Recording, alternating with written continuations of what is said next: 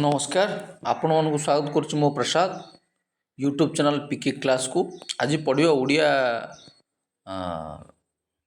भूगोल ओडिया भूगोल बहीर प्रथम अध्याय संबल रिसोर्सेस चलते पढ़िया अष्टम श्रेणी पाठ माँ को घर सजाड़े झील मीना माना ओ पु अंश साहाय्य करुता माना अंश को कहला देख लुगापटा बासनकुसन धान चाउल पानिया चेयर टेबुल बहीपत्र आदि सबुजाक जिनस आमर किसी ना कि व्यवहार लगुच से एगुड़ाक गुरुत्वपूर्ण माँ कहले एगुड़िक ही संबल माँ संबल कौन अंश पचारा विभिन्न आवश्यकता पूर्ण आम व्यवहार करुवा पदार्थ गुड़िक ही संबल माँ उत्तर देले तू तो चारिआड़ को लक्ष्य कले विभिन्न प्रकार संबल संबंध जापर शोष मेटाइबा पीउथुवा जल घर को आलोकित करने व्यवहृत विद्युत शक्ति तू स्कूल को जावाई चढ़ुवा साइकेल ज्ञान आहरण पढ़ुवा पुस्तक आदि सबुजाक ही संबल अटे आज तुमपाई मो घर स्वादिष्ट घाट तरकारी कर पड़े सबुज पनीपरिया संबल अटे पानी विद्युत शक्ति साइकेल पनीपरिया पाठ बही मध्य एक प्रकार समानता रही एगुड़ी तुम्हें व्यवहार लगाइछ से एगुड़िकर उपयोगिता रही सुतरां उपयोगिता बा प्रयोजनीयता ही कौन द्रव्य बा पदार्थ को संबल परिणत करे तेबे कौन पदार्थ संबल किपरि परिणत हुए ना अंशु जानिया को चाहिला माँ कहले पिला माने जानी था कौन सी पदार्थ जेतेबेले सेतेबेले संबल परिणत हुए जेतेबेले यार किछि मूल्य थाए बा उपयोगिता थाए बा प्रयोजनीयता थाए पदार्थर व्यवहार बा उपयोगिता ही यार मूल्य दे थाए प्रत्येक संबलर किछि ना किछि मूल्य थाए माँ कहले बुझिपार बिले तार बुझेबी कौन चलत पाठ मध्य तुमपाई काम घरे और स्कूल व्यवहार करुवा 5 गोटी लेखा संबलर तालिका प्रस्तुत कर तो से तुम प्रस्तुत कर घरे स्कूल कौन कौन सब संबल अच्छी किछि पदार्थर आर्थिक मूल्य रही अन्य किछि पदार्थर आर्थिक मूल्य न थाए उदाहरण स्वरूप धातव पदार्थर आर्थिक मूल्य रही मात्र एक सौंदर्यपूर्ण भूमि रूपर कौन आर्थिक मूल्य न थाए जेकोसी लुआ ये आमर कबाड़ी वाला मैंने आसती लुआ टीण भंगा चेयर भंगा बाल्टी नौ आसती कौन सेगुड़ा भी संबल सेगुड़ा नहीं कौन करती ताकू भी रिसाइक्लिंग करा हुए चेयर तैयारी हुए टेबुल तैयारी हुए कि विभिन्न प्रकार अस्त्र जिनस पत्र सब तैयारी हुए भंगा टीण भंगा आमर ये छेलाड़ छक आगे गोटे अच्छी कबाड़ी दुकान गोटे अच्छी तेणु धातु पदार्थर आर्थिक मूल्य रही मात्र एक सौंदर्यपूर्ण भूमि रूपर कौन से आर्थिक मूल्य न भूमिर रूपर कौन आर्थिक मूल्य था कि मार स्नेह ममता बिना छोट शिशुटे बंचा असंभव एक आम सब जानते सुतरां यह एक अमूल्य संबल मार स्नेह ममता पिला छोट पिला गोटे माने अमूल्य संबल अमूल्य तार मूल्य करहबन स्नेह प्रेम श्रद्धा यू कौन किणा जाए एगुड़ा बिक्री हुए ना किणी हुए ये हूँ अमूल्य संबल प्रत्येक व्यक्तिर उत्तम चरित्र यहीपर एक संबलर उदाहरण character also is a resources जनकर चरित्र गोटे गोटे संबल तेरे उभय प्रकार संबलर गुरुत्व रही उभय ही मनुष्यर आवश्यकता पूर्ण करिथांती से स्नेह प्रेम हो मार ममता हो कि भंगा बाल्टी हो भंगा चेरी हो कि करेन्ट हो पानी हो पनीपरिया हो साइकेल हो कि शोष मेटाइबार पानी हो कि पानिया चाउल धान चाउल बासन कुसन चेयर टेबुल लुगा पटा बहीपत्र सबू जिनस ही संबल अटे केतक संबल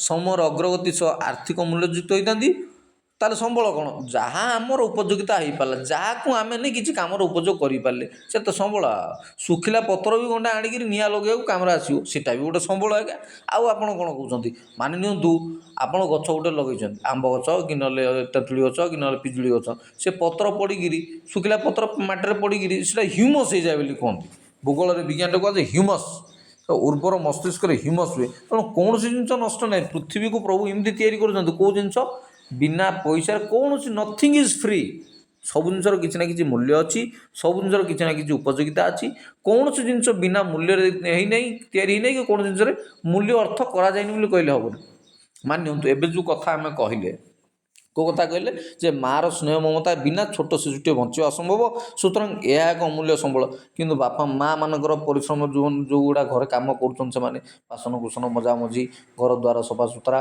लुगापटा आम कौन दरमा दौरान कि ना ସେ ମା କି ବୋଉ କି ଭଉଣୀ କି ଶାଶୁ କି ଯାହା ବି ତାଙ୍କ ମା ତ ବିଭିନ୍ନ ରୂପ ମା ଜନନୀ ଜାୟା ଜନନୀ ଏମିତି ସବୁ ଅଛି, ଭଗିନୀ ଏସବୁ ରୂପ ସବୁ ଅଛି। ତ ସେସବୁ ଜିନିଷ ସେମାନେ ଯେଉଁ କରୁଛନ୍ତି ତାକୁ ଆମେ ମୂଲ୍ୟ ଦେଉଛନ୍ତି କି ନାହିଁ। କିନ୍ତୁ ଯଦି ତାଙ୍କ ଅନୁପସ୍ଥିତିରେ ଅନ୍ୟ ଜଣଙ୍କୁ ଆମେ ସେ କାମ କରିବା ପାଇଁ କହିବେ, ସେ ଫ୍ରିରେ କରିବେ କି ନାହିଁ।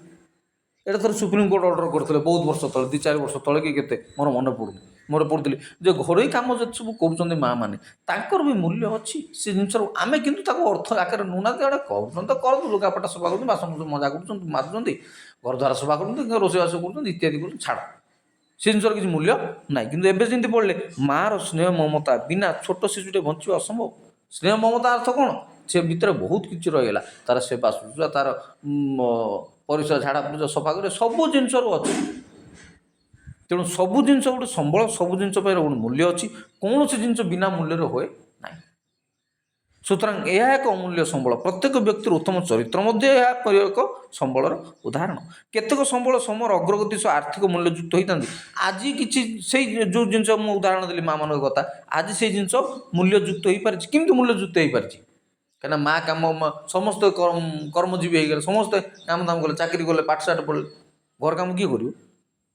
ଏ ଲୁଗାପଟା ସଫା କରିବା, ଘର ପୋଛିବା, ରୋଷେଇ କରିବା, ବାସନ ମାଜିବା, ଦାଣ୍ଡ ଝାଡ଼ୁ କରିବା, ପିଣ୍ଡା ଝାଡ଼ୁ କରିବା, ଏସବୁ ଜିନିଷ କିଏ କରିବ? ଚାକରାଣୀ ଲଗାଇ ଦିଅ। ସିଏ ଜବ୍ ହୋଲ୍ଡର, ମୁଁ ଜବ୍ ହୋଲ୍ଡର, ପରସ୍ପର ଜବ୍ ହୋଲ୍ଡର। ପିଲା ପଳେଇଲେ ସ୍କୁଲକୁ, ଘର କାମ କିଏ କରିବ? ଧାଇ ଗୋଟେ ରଖିଦିଅ, ଚାକରାଣୀ ରଖିଦିଅ। ଏବେ ଦରମା ଦେଲ, 5,000, 7,000, 8,000, 10,000 ଦେଲ। ଉଦାହରଣ ସ୍ୱରୂପ ଜେଜେମାଙ୍କ ଜଡ଼ିବୁଟି ଔଷଧର ଏବେ ଆଉ କୌଣସି ବଜାର ମୂଲ୍ୟ ନାହିଁ। ତେବେ ଏଗୁଡ଼ିକ ଯଦି ପ୍ୟାଟେଣ୍ଟ ଯୁକ୍ତ ହୁଏ ଏବଂ କୌଣସି ମେଡ଼ିକାଲ ଫାର୍ମ ଦ୍ୱାରା ବିକ୍ରି କରାଯାଏ, ତେବେ ତାହେଲେ ଏଗୁଡ଼ିକ ଆର୍ଥିକ ମୂଲ୍ୟଯୁକ୍ତ ହେବ। ଯେଉଁ ଜଡ଼ିବୁଟି ଗୁଡ଼ା ପୁରୁଣା କାଳରେ ମାଆମାନେ, ଗାଁ ଗହଳିର ମାଆମାନେ କି ବୁଢ଼ାମାନେ ଜାଣିଛନ୍ତି। ଆମ ଗାଁରେ ବି କିଛି ଲୋକ ଅଛନ୍ତି, ମୁଁ ତ ସେଠି ଲୋକଙ୍କ ନାଁ ନେବି, କିଛି ଲୋକ କାଳ ହେଇଗଲେଣି, କିଛି ଅଛନ୍ତି, ବିଭିନ୍ନ ଔଷଧ ପତ୍ର ଦିଅନ୍ତି ଏ ପାଳି ଜ୍ୱରକୁ, ଏ ବିଭିନ୍ନ ପ୍ରକାର ବ୍ୟଥା, ଏଇସବୁ ଜିନିଷ ବହୁତ ଜିନିଷ ଅଛି, ମୁଣ୍ଡ ବଥା, ବିଭିନ୍ନ ପ୍ରକାର ଜିନିଷ ହୁଏ, ସବୁ ଦିଅନ୍ତି। ଗାଁ ଗହଳି ଚେରମୂଳି ସବୁ ଦିଅନ୍ତି। କିନ୍ତୁ ସେ ଜିନିଷର କିଛି ମୂଲ୍ୟ ଅଛି? ଆମେ ଶ୍ରଦ୍ଧାରେ ତାଙ୍କୁ 50-100 ଧରିଦେଉ। ଏମିତିରେ ଆମ ଘରେ ଗୋଟେ ଦରକାର ପଡ଼ିଲା, ମୁଁ ଯାଇଥିଲି ଝାଲର ସିଂ, କିଏ ଝାଲର ସିଂ? ଖଜୁରୀପଦା ଝାଲର ସିଂ। ସେଠୁ ଯାଇକି ମୁଁ ଗୋଟେ ବୁଢ଼ା ପାଖରୁ ଔଷଧ ଧରିକି ଆସିଥିଲି। ସେ କେତେ କ'ଣ ତ ପତ୍ର ଭଳିଆ ବାଟିକି ସେ ଗୋଟେ କଞ୍ଚା ଔଷଧ ଗୋଲି ଗୋଲି କରିକି ବାଟି ଭଳିଆ କରିକି 3-4 ଗୁଳି ଦେଇଥିଲେ ଜରିରେ ଗୋଟେ ବାନ୍ଧିକି। ଆମେ ଶ୍ରଦ୍ଧାରେ ତାଙ୍କୁ 550 କି 500 1000 ଦେଇଦେଉ। ଟଙ୍କା 100-200 ଦେଲେ ବଡ଼ କଥା। କିନ୍ତୁ ତାଙ୍କର ଜ୍ଞାନ, ତାଙ୍କର ବୁଦ୍ଧି, ସେଇଟା ମେଡ଼ିସିନ, ସେଇଟା ଯଦି ପ୍ୟାଟେଣ୍ଟ ଯୁକ୍ତ ହୁଏ, ତେବେ କୌଣସି ମେଡ଼ିକାଲ ଫାର୍ମ ଦ୍ୱାରା ବିକ୍ରି କରାଯାଏ, ତାହେଲେ ଏଗୁଡ଼ିକର ଆର୍ଥିକ ମୂଲ୍ୟଯୁକ୍ତ ହେବ। ମାଗଣାରେ ଦେଉଛନ୍ତି ତ, ଫ୍ରିରେ ମିଳିବ ସବୁ ଜିନିଷ, ଭ୍ୟାଲୁଲେସ୍ ବୋଲି କହନ୍ତି। ଯେକୌଣସି ଜିନିଷ ସେତେବେଳେ ଫ୍ରିରେ ଯଦି ମିଳିଲା ବୋଲେ ଆମେ ସେଟାକୁ କ'ଣ କରିବା? କିଛି ନାହିଁ, ଯେତେବେଳେ ହେଲେ ଆଭେଲେବଲ୍, ନୋ ଟେନସନ୍, ଯାହା ନୋ ପ୍ରୋବ୍ଲେମ୍, ଯେତେବେଳେ ହେଲେ ମିଳିବ ଆଜ୍ଞା, ସେତା ପାଇଁ କିଛି ଟେନସନ୍। ତେଣୁ କଥାରେ ଅଛି ନା, ସବୁବେଳେ ଆଭେଲେବଲ୍ ହୁଅ ନାହିଁ। ସବୁବେଳେ ଆଭେଲେବଲ୍ ନହେଲେ ଲୋକ ଆଭେଲେବଲ୍ ହେଇଯିବ ତ ଚିପ୍ ଭାବିଦେବେ, ଶସ୍ତା ଭାବିଦେବେ ତୁମକୁ। ତେଣୁ କେତେବେଳେ ସିଜନ୍ ଦେଖି, ପରିସ୍ଥିତି ଅନୁସାରେ ସବୁବେଳେ ସବୁ ଜାଗାରେ ଆଭେଲେବଲ୍ ରହିବା କଥା ନୁହଁ। ତୁମ ଅନଆଭେଲେବଲ୍ ରହିଲେ ହିଁ ତୁମର ଦାମ୍ ମଧ୍ୟ ବଢ଼ିବ, ମୂଲ୍ୟ ମଧ୍ୟ ବଢ଼ିବ। ସମୟ, ପ୍ରଯୁକ୍ତିବିଦ୍ୟା କୌଣସି ଦ୍ରବ୍ୟକୁ ସମ୍ବଳରେ ପରିଣତ କରିପାରେ। ଏହି ଦୁଇଟି ଯାକ ମଣିଷର ଆବଶ୍ୟକତା ସହ ସମ୍ପର୍କିତ। ଲୋକମାନେ ନିଜେ ହିଁ ସବୁଠାରୁ ଗୁରୁତ୍ୱପୂର୍ଣ୍ଣ ସମ୍ବଳ, କାରଣ ସେମାନଙ୍କର ପରିକଳ୍ପନା, ଜ୍ଞାନ, ଆବିଷ୍କାର, ଉଦ୍ଭାବନ ହିଁ ନୂତନ ସମ୍ବଳ ସୃଷ୍ଟିରେ ସହାୟକ। ଏଇଟା ଭାରି ଗୁରୁତ୍ୱପୂର୍ଣ୍ଣ କଥା ଗୁଡ଼ା। ସମ୍ବଳ ପାଠ ଗୁଡ଼ା ବୁଝିବା ଭାରି ଗୁରୁତ୍ୱପୂର୍ଣ୍ଣ କଥା। ଛୋଟ ଛୋଟ ପିଲାମାନେ ନା ବୁଝିଯିବେ ସବୁ। କ'ଣ କହିଲେ? ଲୋକମାନେ ନିଜେ ହିଁ ସବୁଠାରୁ ଗୁରୁତ୍ୱପୂର୍ଣ୍ଣ ସମ୍ବଳ। ଗୋଟେ ଦେଶର ସମ୍ବଳ ସେ ଦେଶର ନାଗରିକ। ତେଣୁ ଆମ ଖ୍ରୀଷ୍ଟିଆନିରେ କୁହାଯାଏ, ଆଜିର ସଣ୍ଡେ ସ୍କୁଲ କାଲିର ଭବିଷ୍ୟତର ମଣ୍ଡଳୀ ବୋଲି କୁହାହେବ। ଲୋକ 10ଟା ଥିଲେ ସେଇଟା ତ ସମ୍ବଳ।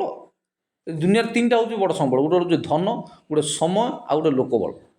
ଏ 3ଟା ଭିତରୁ ଯେକୌଣସି ଗୋଟେ ମାଇନସ୍ ଥିଲେ ବି ଆପଣ ଆଡ଼ଜଷ୍ଟ କରିପାରିବେ, କିନ୍ତୁ ଯଦି 2ଟା ମାଇନସ୍ ଥିବ ଆପଣ ଆଡ଼ଜଷ୍ଟ କରିପାରିବେ। ମୁଁ ଗଣିତରେ ପାଠ ପଢ଼ିଛି, ଗୋଟେ କାମକୁ ଗୋଟେ ଲୋକ 10 ଦିନ କାମ କରୁଛି। ଗୋଟେ କାମ, ଘର କାମ ଲାଗିଲା, ମନେକର ଛୋଟ କାମ, ଯାହା ବି ଗୋଟେ କାମ, ଜଣେ ଲାଗିବ ସେ କାମ ପାଇଁ, 10 ଦିନ ତାକୁ ଲାଗିବ।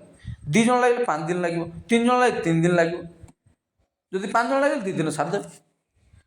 ତେଣୁ ଯଦି ଲୋକ ସଂଖ୍ୟା ବଢ଼ିବେ, ସମ୍ବଳ ଆମ ପାଇଁ କମ୍ ହେଇଯିବ, ପ୍ଲସ୍ ପୁଣି ସମୟର ବି ଜଲ୍ଦି କାମ ହେଇଯିବ। ତେଣୁ ଲୋକ, ଧନ ଆଉ ସମୟ, ଏ 3ଟା ଜିନିଷକୁ ଧରିକି କାମ ହୁଏ। ତେଣୁ ଲୋକମାନେ ନିଜେ ହିଁ ସବୁଠାରୁ ଗୁରୁତ୍ୱପୂର୍ଣ୍ଣ ସମ୍ବଳ, କାରଣ ସେମାନଙ୍କର ପରିକଳ୍ପନା, ଜ୍ଞାନ, ଆବିଷ୍କାର ଓ ଉଦ୍ଭାବନ ହିଁ ନୂତନ ସମ୍ବଳ ସୃଷ୍ଟିରେ ସହାୟକ ହୋଇଥାଏ। ଏ ଯେତେ ସବୁ ଜ୍ଞାନ ବିଜ୍ଞାନର ଆବିଷ୍କାର ଦେଖୁଛନ୍ତି ଆପଣମାନେ, କି ବିଭିନ୍ନ ପ୍ରକାର ଉଦ୍ଭାବନ ଦେଖୁଛନ୍ତି, କିଏ କରିଛି ସେଗୁଡ଼ା? ଭଗବାନ ଆସି କରିଛନ୍ତି ନା।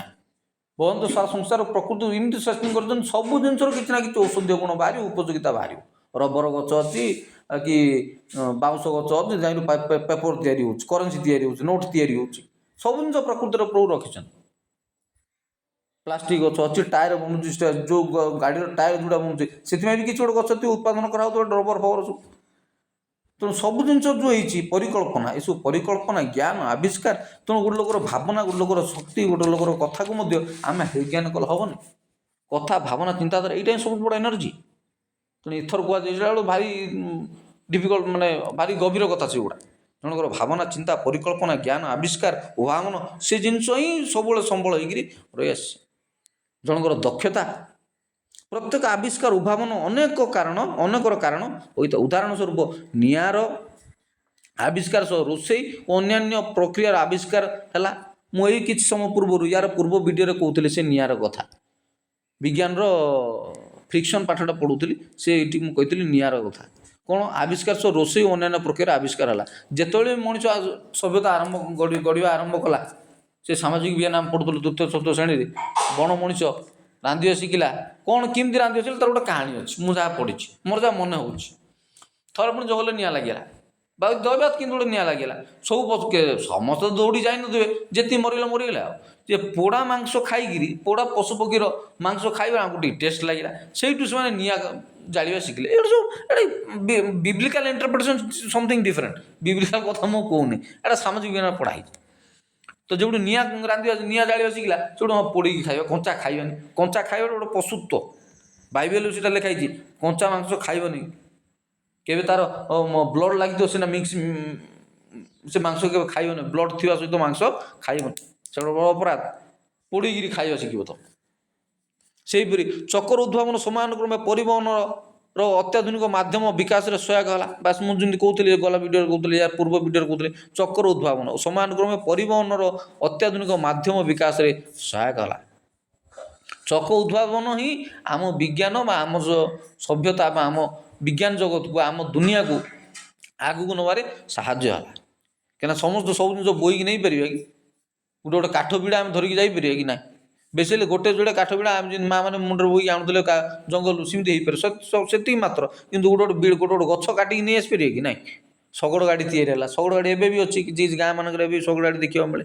ଶଗଡ଼ ଗାଡ଼ିରେ ଲଦ, ବୋହିକି ଚାଲ। ତେଣୁ ସେହିପରି ଚକର ଉଦ୍ଭାବନ ସମୟାନୁକ୍ରମେ ପରିବହନର ଅତ୍ୟାଧୁନିକ ମାଧ୍ୟମ ବିକାଶରେ ସହାୟକ ହେଲା। ପ୍ରଯୁକ୍ତିବିଦ୍ୟା ହିଁ ଜଳବିଦ୍ୟୁତ୍ ଶକ୍ତି ଉତ୍ପାଦନ ମାଧ୍ୟମରେ ଜଳ ସ୍ରୋତର ଥିବା ଶକ୍ତିକୁ ଏକ ଗୁରୁତ୍ୱପୂର୍ଣ୍ଣ ସମ୍ବଳରେ ପରିଣତ କରିଛି। ପ୍ରଯୁକ୍ତିବିଦ୍ୟା ହିଁ ଜଳବିଦ୍ୟୁତ୍ ଶକ୍ତି ଉତ୍ପାଦନ ମାଧ୍ୟମରେ ଜଳ ସ୍ରୋତରେ ଥିବା ଶକ୍ତିକୁ, କାଲି ନା ପରଦିନ ଗୋଟେ କଥା ଭାବୁଥିଲି ଯେ ପାଣିରୁ ହିଁ ନିଆଁ ତିଆରି ହେଉଛି। ନିଆଁ ମାନେ କ'ଣ? କରେଣ୍ଟ। କରେଣ୍ଟଟା କ'ଣ? Current word is belongs to the ସ୍ରୋତ। ପାଣିର ନଦୀରେ ଯେଉଁ ସ୍ରୋତ ଅଛି, ସ୍ରୋତ ମାନେ ଯେଉଁ ଫ୍ଲୋ ଅଛି, ତାକୁ ହିଁ କରେଣ୍ଟ କୁହାଉ। ସେ ସ୍ରୋତକୁ ହିଁ ଟର୍ବାଇନ୍ରେ ପକାଇ ଘୁରେଇକି ଆମେ ଯେଉଁ ବିଦ୍ୟୁତ୍ ତିଆରି କରୁଛନ୍ତି ବା କରେଣ୍ଟ ତିଆରି କରୁଛନ୍ତି, ସେଇଟା ଆଗ କରେଣ୍ଟ କହୁଛନ୍ତି। କରେଣ୍ଟ ମାନେ ବିଦ୍ୟୁତ୍ ଶକ୍ତି ବୋଲିକିରି କହୁଛନ୍ତି। ଜଳବିଦ୍ୟୁତ୍ ଶକ୍ତି ମାନେ ପାଣିରେ ନିଆଁ ଲୁଚିକି ରହିଛି, ସେ ନିଆଁରେ ଯଦି ପୁଣି ପାଣି ପକାଇଦେବ, ଆଉ କିଛି ରହିବନି, ଆଉ କିଛି ସବୁ ସ୍ୱାହା ହେଇଯିବ। ସେଇଭଳିଆ କଥା। ପ୍ରଯୁକ୍ତିବିଦ୍ୟା ହିଁ ଜଳବିଦ୍ୟୁତ୍ ଶକ୍ତି ଉତ୍ପାଦନ ମାଧ୍ୟମରେ ଜଳ ସ୍ରୋତରେ ଥିବା ଶକ୍ତିକୁ ଏକ ଗୁରୁତ୍ୱପୂର୍ଣ୍ଣ ସମ୍ବଳରେ ପରିଣତ କରିଛି। ତେବେ ବିଦ୍ୟୁତ୍ ଶକ୍ତି ତ ବହୁତ ଲେଟ୍ରେ ତିଆରି ହେଲା। ଆମେ ପ୍ରଥମେ କୋଇଲାରେ ନିର୍ଭର କରୁଥିଲେ। କୋଇଲା କ'ଣ? ବିଭିନ୍ନ ପ୍ରକାର କୋଇଲା, ଷ୍ଟିମ୍ ଇଞ୍ଜିନ୍ ଚାଲିଲା, କୋଇଲା ଚାଲିଲା, ତାର ଗୁଡ଼ାଏ ପାଠ ଅଛି ବିଜ୍ଞାନରେ, ଭୂଗୋଳରେ ବିଭିନ୍ନ ପ୍ରକାର ପାଠରେ ସବୁ ଆପଣମାନେ ପଢ଼ିଥିବେ। କି କେମିତି କୋଇଲାରୁ ଇଞ୍ଜିନ୍ ତିଆରି ହେଲା, ବିଭିନ୍ନ ପ୍ରକାର ଶକ୍ତି କେମିତି ତିଆରି ହେଲା, ଏସବୁ ଶକ୍ତି ମାନେ ଇଞ୍ଜିନ୍ କେମିତି ତିଆରି ହେଲା। ତେବେ ବିଦ୍ୟୁତ୍ ଶକ୍ତି, ପ୍ରଯୁକ୍ତିବିଦ୍ୟା ହିଁ ଜଳ ବିଦ୍ୟୁତ୍ ଶକ୍ତିକୁ ଉତ୍ପାଦନ ମାଧ୍ୟମରେ ଜଳ ସ୍ରୋତରେ ଥିବା ଶକ୍ତିକୁ ଏକ ଗୁରୁତ୍ୱପୂର୍ଣ୍ଣ ସମ୍ବଳରେ ପରିଣତ କରିଛି। ବିନା କରେଣ୍ଟ ଆଜିକାଲି କିଛି ହେଇପାରିବ? କିଛି ନାହିଁ। ଯାହା ସବୁ ଜିନିଷ ପାଇଁ କରେଣ୍ଟ ଦରକାର। ସବୁ ଜିନିଷ ପାଇଁ ବିନା କରେଣ୍ଟରେ ଆପଣ ଗୋଡ଼ ହାତ ହଲେଇ ପାରିବେନି, ନିଶ୍ୱାସ ବି ନେଇପାରିବେ ନାହିଁ। ଏସି, କୁଲର, ଫ୍ରିଜ୍, ଟିଭି ସବୁ ତ କରେଣ୍ଟ। ମଣିଷ ବି କରେଣ୍ଟ। ପାଣି ଗରମ କରିବ, ପିଇବ, ଉଠେଇବ, ପାଣି ଆଇବ, ଘର ସଫା କରିବ, ଆଳୁ ସବୁ ରାନ୍ଧିବ, ବାଢ଼ିବ, ସବୁ ଜିନିଷ କରେଣ୍ଟରେ ହିଁ ଚାଲୁଛି। ତେବେ ଅତି ମୂଲ୍ୟବାନ ମଧ୍ୟ ଏକ ସମ୍ବଳ ସଦ୍ୟତମ ଜ୍ଞାନ କୌଶଳ ବ୍ୟବହାରରେ କାମ କରିବା ବା ଜିନିଷ ପ୍ରସ୍ତୁତ କରିବାକୁ ବୁଝାଏ। ପ୍ରଯୁକ୍ତିବିଦ୍ୟା ତାହେଲେ କ'ଣ? ପ୍ରଯୁକ୍ତିବିଦ୍ୟା କ'ଣ ଆଜ୍ଞା ବୋଲି ଆପଣଙ୍କୁ କହିବ? ହଁ, ସାଇଟ୍ ଲେଖିଛି କ'ଣ? ପ୍ରଯୁକ୍ତିବିଦ୍ୟା ହେଉଛି ସଦ୍ୟତମ ଜ୍ଞାନ କୌଶଳ ବ୍ୟବହାରରେ କାମ କରିବା ବା ଜିନିଷ ପ୍ରସ୍ତୁତ କରିବାକୁ ବୁଝାଏ। ମାନେ ଯେଉଁ କାମ ଆମକୁ ଯେମିତି 3 ଇଡ଼ିୟଟ୍ରେ କହନ୍ତିନି ଗୋଟେ କାମ କରିବାରେ ଆମକୁ ସ୍ମୁଥ୍ କରିଦିଏ, ଆମକୁ ବେଶୀ ପରିଶ୍ରମ କରିବାକୁ ପଡ଼ିବନି ତାକୁ ବ୍ୟବହାର କରିକି, ତାକୁ ହିଁ ଟେକ୍ନୋଲୋଜି ବା ତାକୁ ହିଁ ଇଞ୍ଜିନ୍ ବା ତାକୁ ହିଁ ମେସିନ୍ କୁହାଯାଏ। ସେ ସେମିତି ପୁରା ପ୍ରଯୁକ୍ତି ବିଦ୍ୟା ହିଁ ସଦ୍ୟତମ ଜ୍ଞାନ କୌଶଳ, ମାନେ ପୁରା ଅପ୍ ଟୁ ଡେଟ୍, ସବୁଠୁ ଲାଟେଷ୍ଟ ଭର୍ସନ୍ ଯାହାକୁ କୁହନ୍ତି କୌଶଳ ବ୍ୟବହାର, ସଦ୍ୟତମ ଜ୍ଞାନ କୌଶଳ, ଲାଟେଷ୍ଟ ଜ୍ଞାନ କୌଶଳ ବ୍ୟବହାର କରି ଆମେ କାମ କରିବା ବା ଜିନିଷ ପ୍ରସ୍ତୁତ କରିବାକୁ ବୁଝାଏ ପ୍ରଯୁକ୍ତି ବିଦ୍ୟା। ଚାଲନ୍ତୁ ଏବେ ପଢ଼ିବା ଆହୁରି। ସମ୍ବଳର ପ୍ରକାରଭେଦ। ସମ୍ବଳ କେତେ ପ୍ରକାର? ସାଧାରଣତଃ ସମ୍ବଳକୁ ପ୍ରାକୃତିକ, ମାନବକୃତ ଓ ମାନବ ଶ୍ରେଣୀଭୁକ୍ତ କରାଯାଇପାରେ। ପ୍ରାକୃତିକ ସମ୍ବଳ ତାହେଲେ କ'ଣ? ପ୍ରାକୃତିକ ପରିବେଶରୁ ମିଳୁଥିବା ତଥା ଆବଶ୍ୟକ ସ୍ଥଳେ ସାମାନ୍ୟ ପରିବର୍ତ୍ତନ ଦ୍ୱାରା ବ୍ୟବହାର ଉପଯୋଗୀ ପଦାର୍ଥ ବା ଉତ୍ପାଦନକୁ ପ୍ରାକୃତିକ ସମ୍ବଳ କୁହାଯାଏ। ଶ୍ୱାସକ୍ରିୟାରେ ବ୍ୟବହୃତ ପବନ, ସୂର୍ଯ୍ୟରଶ୍ମି, ନଦୀ ଓ ହ୍ରଦର ଜଳ, ମୃତ୍ତିକା, ଖଣିଜ ପଦାର୍ଥ ଆଦି ସବୁ ପ୍ରାକୃତିକ ସମ୍ବଳ। ପ୍ରାକୃତିକ ସମ୍ବଳ କ'ଣ ତାହେଲେ? ନା ପ୍ରାକୃତିକ ପରିବେଶରୁ ମିଳୁଥିବା ତଥା ଆବଶ୍ୟକ ସ୍ଥଳେ ସାମାନ୍ୟ ପରିବର୍ତ୍ତନ ଦ୍ୱାରା ବ୍ୟବହାର ଉପଯୋଗୀ ପଦାର୍ଥ ବା ଉପାଦାନକୁ ପ୍ରାକୃତିକ ସମ୍ବଳ କୁହାଯାଏ।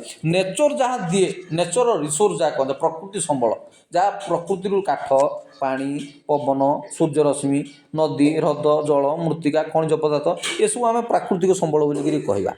ଏଗୁଡ଼ିକ ମଧ୍ୟରୁ କେତେକ ପ୍ରକୃତିର ମୁକ୍ତ ଦାନ ସ୍ୱରୂପ ତଥା ସିଧାସଳଖ ବ୍ୟବହାର ଉପଯୋଗୀ ହୋଇଥାଏ। ସେଗୁଡ଼ା ସିଧା ଆଣିକିରି ଆମେ କାଠ ଆଣିକି ଆଉ କ'ଣ କରୁଛନ୍ତି, ବେଶୀ ହେଲେ ହାଣୁଛନ୍ତି ନା ନାଇଁ, ଯଦି ନାହିଁ ଚୁଲିରେ ଲଗାଇ ଦେଉଛନ୍ତି, କାମରେ ଲଗାଇ ଦେଉଛନ୍ତି, ଇଏ ଗୋଟେ ପ୍ରାକୃତିକ ସମ୍ବଳ। ଅନ୍ୟ କେତେକ ପ୍ରାକୃତିକ ସମ୍ପଦକୁ ବ୍ୟବହାର ଉପଯୋଗ କରିବା ପାଇଁ ବିଭିନ୍ନ ଯନ୍ତ୍ରପାତି ବା ପ୍ରଯୁକ୍ତି ବିଦ୍ୟାର ଆବଶ୍ୟକତା ପଡ଼ିଥାଏ। ପ୍ରଯୁକ୍ତି ବିଦ୍ୟା କ'ଣ ଜାଣିଲ ତ? ପ୍ରାକୃତିକ ସମ୍ବଳକୁ ବିକାଶ ସ୍ତର ଓ ବ୍ୟବହାର, ଉତ୍ପତ୍ତି, ଗଚ୍ଛିତ ପରିମାଣ ଏବଂ ବଣ୍ଟନ ଦୃଷ୍ଟିରୁ ବିଭିନ୍ନ ଶ୍ରେଣୀରେ ବିଭକ୍ତ କରାଯାଇପାରେ। ପ୍ରାକୃତିକ ସମ୍ବଳକୁ ପୁଣି କେତେ ବିଭକ୍ତ କରାଯାଇଛି? ତେଣୁ ସମ୍ବଳ 3 ପ୍ରକାର ଆମେ ଜାଣିଲେ।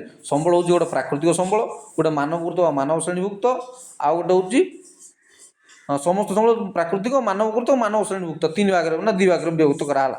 ତ ଏବେ ପୁଣି ପ୍ରାକୃତିକ ସମ୍ବଳକୁ ପୁଣି ଆଉ 2-3 ଭାଗରେ ବିଭକ୍ତ କରାଯାଇଛି। କ'ଣ? ବିକାଶ ସ୍ତର ଓ ବ୍ୟବହାର, ଉତ୍ପତ୍ତି, ଗଚ୍ଛିତ ପରିମାଣ ଏବଂ ବଣ୍ଟନ ଦୃଷ୍ଟିରୁ ବିଭିନ୍ନ ଶ୍ରେଣୀରେ ବିଭକ୍ତ କରାଯାଇପାରେ। ବିକାଶ ତଥା ବ୍ୟବହାର ଦୃଷ୍ଟିରୁ ସମ୍ବଳକୁ 2 ଭାଗରେ ବିଭକ୍ତ କରାଯାଏ, ଯଥା ପ୍ରକୃତ ସମ୍ବଳ ବା ଆକ୍ଚୁଆଲ ରିସୋର୍ସ ଓ ପ୍ରଚ୍ଛନ୍ନ ସମ୍ବଳ ପୋଟେନ୍ସିଆଲ ରିସୋର୍ସ। ଯେଉଁ ସମ୍ବଳ ଗୁଡ଼ିକର ପରିମାଣ ଓ ମାନ ଜଣାପଡ଼ିଛି ସେଗୁଡ଼ିକ ପ୍ରକୃତ ସମ୍ବଳ କୁହାଯାଏ। କ'ଣ ପ୍ରକୃତ ସମ୍ବଳ? ଏ ପ୍ରାକୃତିକ ସମ୍ବଳ ଭିତରେ ଗୋଟେ ପ୍ରକୃତ ସମ୍ବଳ ଗୋଟେ ଅଛି। ସେ କ'ଣ ସେଟା? ନା ଯେଉଁ ସମ୍ବଳ ଗୁଡ଼ିକର ପରିମାଣ ଓ ମାନ ଜଣାପଡ଼ୁଛି, ପରିମାଣ କେତେ ମିଳିବ, ପୁଣି ତା'ର କ୍ୱାଲିଟିଟା କ'ଣ ରହିବ, ତାକୁ କୁହାହେଉଛି ପ୍ରକୃତ ସମ୍ବଳ। ବର୍ତ୍ତମାନ ଏହି ସମ୍ବଳ ଗୁଡ଼ିକର ବ୍ୟବହାର କରାଯାଉଛି, ତେଣୁ ସେଗୁଡ଼ିକ ବିକଶିତ ସମ୍ବଳ ମଧ୍ୟ କୁହାଯାଏ। ଯେଉଁଗୁଡ଼ା ବ୍ୟବହାର ହୋଇପାରିଲା ସେଟା ତ ବିକଶିତ ସମ୍ବଳ। ଆଉ କ'ଣ? ଛୋଟନାଗପୁର ମାଳଭୂମି ଅଞ୍ଚଳରେ ଧାତବ ଖଣିଜ ଦ୍ରବ୍ୟ, ତାଳଚେର ଅଞ୍ଚଳରେ କୋଇଲା, ଉପକୂଳବର୍ତ୍ତୀ ସମତଳ ଉର୍ବରା ମୃତ୍ତିକା ଆଦି ପ୍ରକୃତ ସମ୍ବଳର ଅନ୍ତର୍ଭୁକ୍ତ। ଯେଉଁଗୁଡ଼ା ଆମେ ଜାଣିଛନ୍ତି ବା ତା'ର କ୍ୱାଲିଟି ଅଛି, ତାକୁ ବ୍ୟବହାର କରିପାରୁଛନ୍ତି, ତ ସେଗୁଡ଼ା ବିକଶିତ ସମ୍ବଳ ବା ପ୍ରକୃତ ସମ୍ବଳ ଅଣ୍ଡରରେ ଯାଉଛି। ଯେଉଁ ସମ୍ବଳ ଗୁଡ଼ିକର ସଠିକ୍ ପରିମାଣ ଓ ମାନ ଜଣା ନାହିଁ, ତା'ର ପରିମାଣ କେତେ ବା ତା'ର କ୍ୱାଲିଟି କେତେ, ଆମ କାମରେ ଲାଗିପାରିବ ନା ନାହିଁ, ଯେତିକି ଖର୍ଚ୍ଚ କରି ଆମେ ତାକୁ ତିଆରି କରିବା ବା ଉତ୍ପାଦନ କରିବା, ସେଗୁଡ଼ା ଖର୍ଚ୍ଚ ଯଦି ଆମଠୁ ମାନେ ସେ ଉତ୍ପାଦନ ଖର୍ଚ୍ଚର ଯଦି ସେ ଜିନିଷର ଭ୍ୟାଲ୍ୟୁଠୁ ଅଧିକା ପଡ଼ିଗଲା, ତ ଆମେ ଦରକାର ନାହିଁ ସେଗୁଡ଼ା ବ୍ୟବହାର କରିବାର କିଛି ଦରକାର ନାହିଁ। ଯେଉଁ ସମ୍ବଳ ଗୁଡ଼ିକର ସଠିକ୍ ପରିମାଣ ଓ ମାନ ଜଣା ନାହିଁ ଏବଂ ଏବେ ସୁଦ୍ଧା ବ୍ୟବହାର ଲାଗିନାହିଁ, ସେଗୁଡ଼ିକ ହେଉଛି ପ୍ରଚ୍ଛନ୍ନ ସମ୍ବଳ। ମାନେ ଯେଉଁଗୁଡ଼ା ଆମେ ଜାଣିନାହାନ୍ତି କ'ଣ କାମରେ ଆସୁଛି ନ ଆସୁଛି, ତାହେଲେ ସେଗୁଡ଼ା ହେଉଛି ପ୍ରଚ୍ଛନ୍ନ ସମ୍ବଳ କୁହାଯାଏ। ଏଗୁଡ଼ିକ ଭବିଷ୍ୟତରେ ବ୍ୟବହାର କରାଯାଇପାରେ, ହେଇପାରିବ ବ୍ୟବହାର। ଈଶ୍ୱର କୌଣସି ଜିନିଷ ମିସୟୁଜ୍ ତ ନାହିଁ, କୌଣସି ଜିନିଷ ୟୁଜ୍ ନ ହେବା ପାଇଁ କରିନାହାନ୍ତି। ସବୁ ଜିନିଷ ବ୍ୟବହାର ଆସିବ ହିଁ ଆସିବ, ଆଜି ନା ତ କାଲି ପ୍ରକୃତି ସବୁ ଜିନିଷ କାମରେ ଆସିବ ହିଁ ଆସିବ। ଏଗୁଡ଼ିକ ଭବିଷ୍ୟତରେ ବ୍ୟବହାର କରାଯାଇପାରେ। ବର୍ତ୍ତମାନ ଉପଲବ୍ଧ ପ୍ରଯୁକ୍ତି ବିଦ୍ୟା ଦ୍ୱାରା ଏପରି ସମ୍ବଳକୁ ସହଜରେ ବ୍ୟବହାର ଉପଯୋଗୀ କରି ହେଉନାହିଁ। ଉଦାହରଣ ସ୍ୱରୂପ ଲଦାଖରେ ଥିବା ୟୁରାନିୟମ୍ ଏକ ପ୍ରଚ୍ଛନ୍ନ ସମ୍ବଳ, ଯାହା ଭବିଷ୍ୟତରେ ବ୍ୟବହାର ଲାଗିପାରେ। ଏବେ ୟୁରାନିୟମ୍ କେଉଁଠି ଅଛି, ଲୁହା କେଉଁଠି ଅଛି, ମାଙ୍ଗାନିଜ୍ କେଉଁଠି ଅଛି, କିମ୍ବା ବିଭିନ୍ନ ପ୍ରକାର ଖଣିଜ ଦ୍ରବ୍ୟ କେଉଁଠି ଅଛି, ସବୁ ସୁନା ବି କେଉଁଠି ଅଛି, ସବୁ ଜାଗାରେ ସବୁ ଜିନିଷ ଅଛି। କିନ୍ତୁ ତା'ର ଉତ୍ତୋଳନ କରିବା, ତା'ର ଉତ୍ପାଦନ କରିବା କି ତାକୁ ଉତ୍ତୋଳନ କରି କାମରେ ଲଗାଇବା, ଆମେ ଯେତିକି ପରିମାଣରେ ଖର୍ଚ୍ଚ କରି ସେ ଜିନିଷକୁ ଆମ ବାହାର କରିବା, ସେତିକି ପରିମାଣର କ୍ୱାଣ୍ଟିଟି ଯଦି ସେଠି ନାହିଁ, ସେ ପରିମାଣ ଯଦି ନାହିଁ, ତାହେଲେ ଆମ ଖର୍ଚ୍ଚଟା ବଳିଗଲା, ଆମେ ତୁଚ୍ଛାଟାକୁ ବାହାର କରିକି କିଛି ତାକୁ ଉତ୍ତୋଳନ କରିକି ଲାଭ ନାହିଁ। ତେଣୁ ସେ କହିଲେ ଲଦାଖରେ ଥିବା ୟୁରାନିୟମ୍ ଗୋଟେ ଭାରି ଇମ୍ପୋର୍ଟାଣ୍ଟ ଜିନିଷ। ୟୁରାନିୟମ୍ କେଉଁଥିରେ ଲାଗେ ନା ୟୁରାନିୟମ୍ ଆଟମ୍ ବମ୍। ୟୁରାନିୟମ୍ର 2-3ଟା ଫର୍ମ ଅଛି, କେମିଷ୍ଟ୍ରି ଭାଷାରେ ସେଗୁଡ଼ା ୟୁର 2-3ଟା ଫର୍ମ ଅଛି। ସେଗୁଡ଼ା ଆପଣମାନେ ଦେଖନ୍ତୁ, ୟୁରାନିୟମ୍ର କେତେ ଫର୍ମ ଅଛି, ନେଟ୍ରେ ମାରି ଆପଣ ଦେଖନ୍ତୁ। ତ ସେଗୁଡ଼ା ଆଟମ୍ ବମ୍, ବିଭିନ୍ନ ପ୍ରକାର ପରମାଣୁ ଅସ୍ତ୍ର କେମିକାଲ ଜିନିଷରେ ବ୍ୟବହୃତ ହୁଏ ୟୁରାନିୟମ୍, ଭବିଷ୍ୟତରେ ବ୍ୟବହାର ଲାଗିପାରେ। ସେହିପରି ସମୁଦ୍ର ଜଳରେ ଦ୍ରବୀଭୂତ ହଜାର ହଜାର ଟନ୍ର ସୁନା ଅଛି, ରୂପା ଅଛି ଆଦି ମୂଲ୍ୟବାନ ଧାତୁକୁ ଏଥିରୁ ଅଲଗା ଅଲଗା କରି ବ୍ୟବହାର ଉପଯୋଗୀ କରିବାର ଜ୍ଞାନ କୌଶଳ ଏବେ ସୁଦ୍ଧା ବିକଶିତ ହୋଇନି। ସମୁଦ୍ର ଭିତରୁ ମଧ୍ୟ ପାଣି ବାହାରେ, ସମୁଦ୍ର ତେଲ ବାହାରୁଛି, ସମୁଦ୍ର ଭିତରୁ ସୁନା ବାହାରୁଛି, ସବୁ ଜିନିଷ ବାହାରୁଛି। ସମୁଦ୍ର ତ ବିଶାଳ ଭଣ୍ଡାର। ଆମେ ଏକ ଭାଗ ସ୍ଥଳ 3 ଭାଗ ଜଳ, ଏକ ଭାଗ ଜଳ ସ୍ଥଳ 3 ଭାଗ ଜଳ, 3 ଭାଗ ଜଳ କେତେ କ'ଣ କେଡ଼େ କେଡ଼େ ପୃଥିବୀ ରହିଯାଇପାରେ। ଯେ 3 ଭାଗ ଜଳ ଭିତରେ ଅଧା ପୃଥିବୀ ଅଧା ଦୁନିଆ ଆମର ରହିଯାଇପାରେ, ଅଧା ସଂସାର ବୁଡ଼ି ଯାଇପାରେ। ତ ସେଗୁଡ଼ାରୁ କେମିତି ସୁନା ବାହାରିବ, ରୂପା ବାହାରିବ, ମୂଲ୍ୟବାନ ଧାତୁ ଏଥିରୁ ଅଲଗା କିପରି କରି ବ୍ୟବହାର ଉପଯୋଗୀ କରିବାର ଜ୍ଞାନ କୌଶଳ ଆମକୁ ହେଇଛି, ବିକଶିତ ହେଇଛି, ଧୀରେ ଧୀରେ ବିକଶିତ ହେଉଛି, କାମରେ ଲାଗିବ ସେଗୁଡ଼ା। ଚାଲନ୍ତୁ, ତେଣୁ ଏହା ପ୍ରଚ୍ଛନ୍ନ ସମ୍ବଳ ଶ୍ରେଣୀଭୁକ୍ତ। ବେଗଶାଳୀ ପବନ 200 ବର୍ଷ ପୂର୍ବେ ଏକ ପ୍ରଚ୍ଛନ୍ନ ସମ୍ବଳ ଥିଲା, ଏବେ ଏହା ପ୍ରକୃତ ସମ୍ବଳ ଶ୍ରେଣୀଭୁକ୍ତ। କାହିଁକି ନା ଆମେ ବିଦ୍ୟୁତ୍ ଶକ୍ତି ତିଆରି କରିପାରୁଛେ, ଟର୍ବାଇନ୍ ଘୁରେଇ ପାରୁଛେ, ପବନକୁ ବ୍ୟବହାର କରିକିରି ଯେଉଁ ଉପକୂଳବର୍ତ୍ତୀ ଅଞ୍ଚଳମାନଙ୍କରେ ପବନ ଚକି ଘୁରେଇକିରି ଆମେ ସେଥିରୁ କରେଣ୍ଟ ଉତ୍ପାଦନ କରିପାରୁଛନ୍ତି। ବିଭିନ୍ନ ପ୍ରକାର ଯେଉଁ ବେଶୀ ପବନ ଆଭେଲେବଲ୍ ବା ପବନ ଆଭେଲେବଲ୍ ମାନେ କ'ଣ, ଯେଉଁ ସମୁଦ୍ର କୂଳବର୍ତ୍ତୀ ଅଞ୍ଚଳ ଗୁଡ଼ା, ଯେଉଁଟା ପ୍ରଥମେ 200 ବର୍ଷ ତଳେ ପ୍ରଚ୍ଛନ୍ନ ସମ୍ବଳ ଥିଲା, ଆଜି ତା ପ୍ରକୃତ ସମ୍ବଳ ହେଇଛି ବା ତା'ର ବିକଶିତ ସମ୍ବଳର ଶ୍ରେଣୀଭୁକ୍ତ ହେଇଛି। ପବନ କଳ ଦ୍ୱାରା ଶକ୍ତି ଉତ୍ପାଦନ କରିବାରେ ନେଦରଲ୍ୟାଣ୍ଡ ଏକ ଅଗ୍ରଣୀ ଦେଶ। ସେଠି ପବନ ବେଶୀ ଥିବ, ନେଦରଲ୍ୟାଣ୍ଡରେ ପବନ ବେଶୀ ଥିବାରୁ ତାକୁ ପବନ କଳ ଦ୍ୱାରା ଶକ୍ତି ଉତ୍ପାଦନ କରାଯାଉଛି।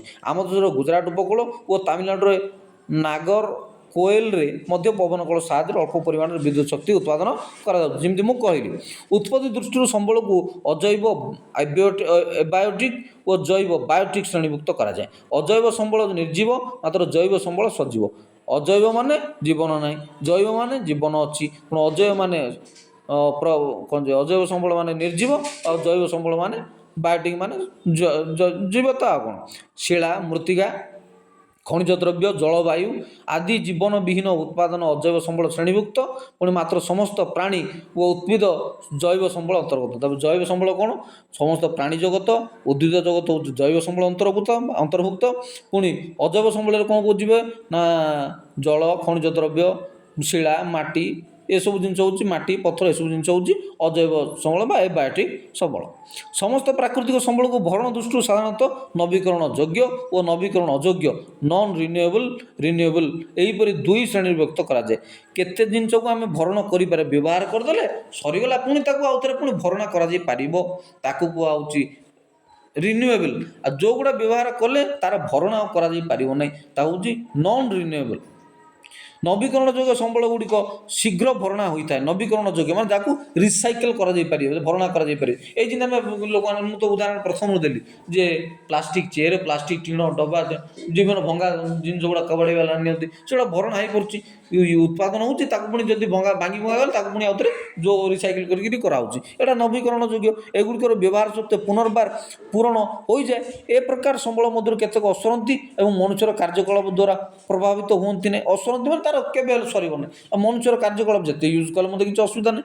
ସୌର ଓ ପବନ ଶକ୍ତି ଏହାର ଉଦାହରଣ, ମାନେ ଏନର୍ଜି ଲାଇଟ୍, ସନଲାଇଟ୍। ଏ ସନଲାଇଟ୍ ବେଳ ମନେ ପଡ଼ିଲା, ଯେହେତୁ ମୁଁ କରେଣ୍ଟ ଡିପାର୍ଟମେଣ୍ଟରେ କାମ କରୁଥିଲି, ଏଇ ମାସେ 2 ମାସର କଥା, ଏସବୁ ସୋଲାର ଏନର୍ଜି ଚାଲିଛି। ସୋଲାର ଏନର୍ଜି ବ୍ୟାଟେରୀ ମାଧ୍ୟମରେ, ସୋଲାର ଏନର୍ଜି ବିଭିନ୍ନ ଟାୱାର ପାଖରେ ଆପଣମାନେ ଦେଖୁଥିବେ, ନେଟୱାର୍କ ପାଖରେ, ନେଟୱାର୍କ ଉପରେ ଯେଉଁ ସୋଲାର ପ୍ୟାନେଲ୍ ସବୁ ଲଗେଇକିରି ସବୁ କରୁଛନ୍ତି। ଏବେ ସୋଲାର ପ୍ୟାନେଲ୍ ପ୍ରାୟ ସାଧାରଣ ସମସ୍ତଙ୍କ ଘରେ ସବୁ ଲାଗିଲାଣି, ସବୁ ସମସ୍ତେ ଏସବୁ ଜିନିଷ ବିଷୟରେ ଅବଗତ ହେଇଗଲା। ସୋଲାର ଏନର୍ଜି କ'ଣ? ସୋଲାର ଏନର୍ଜି ନା ୟାକୁ ଛାତ ଉପରେ ସେଟ୍ କରାଯାଇପାରିବ, ତଳେ ସେଟ୍ କରାଯାଇପାରିବ, ସୋଲାର ଲାଇଟ୍ କଳା। ମୁଁ ଗୋଟେ ଗାଁକୁ ଯାଇଥିଲି, ମୁଁ ବଡ଼ ଗାଁ ରାମଗିରି ଦେଇକି ବଡ଼ ଗାଁ ଗୋଟେ ଏରିଆକୁ ଯାଇଥିଲି। ସେଠି ଗୋଟେ 2ଟା ଗାଁରେ ଦେଖୁଥିଲି, ସେଠି କରେଣ୍ଟ ପହଞ୍ଚିନି, ବହୁତ ପାହାଡ଼ିଆ ଏରିଆ।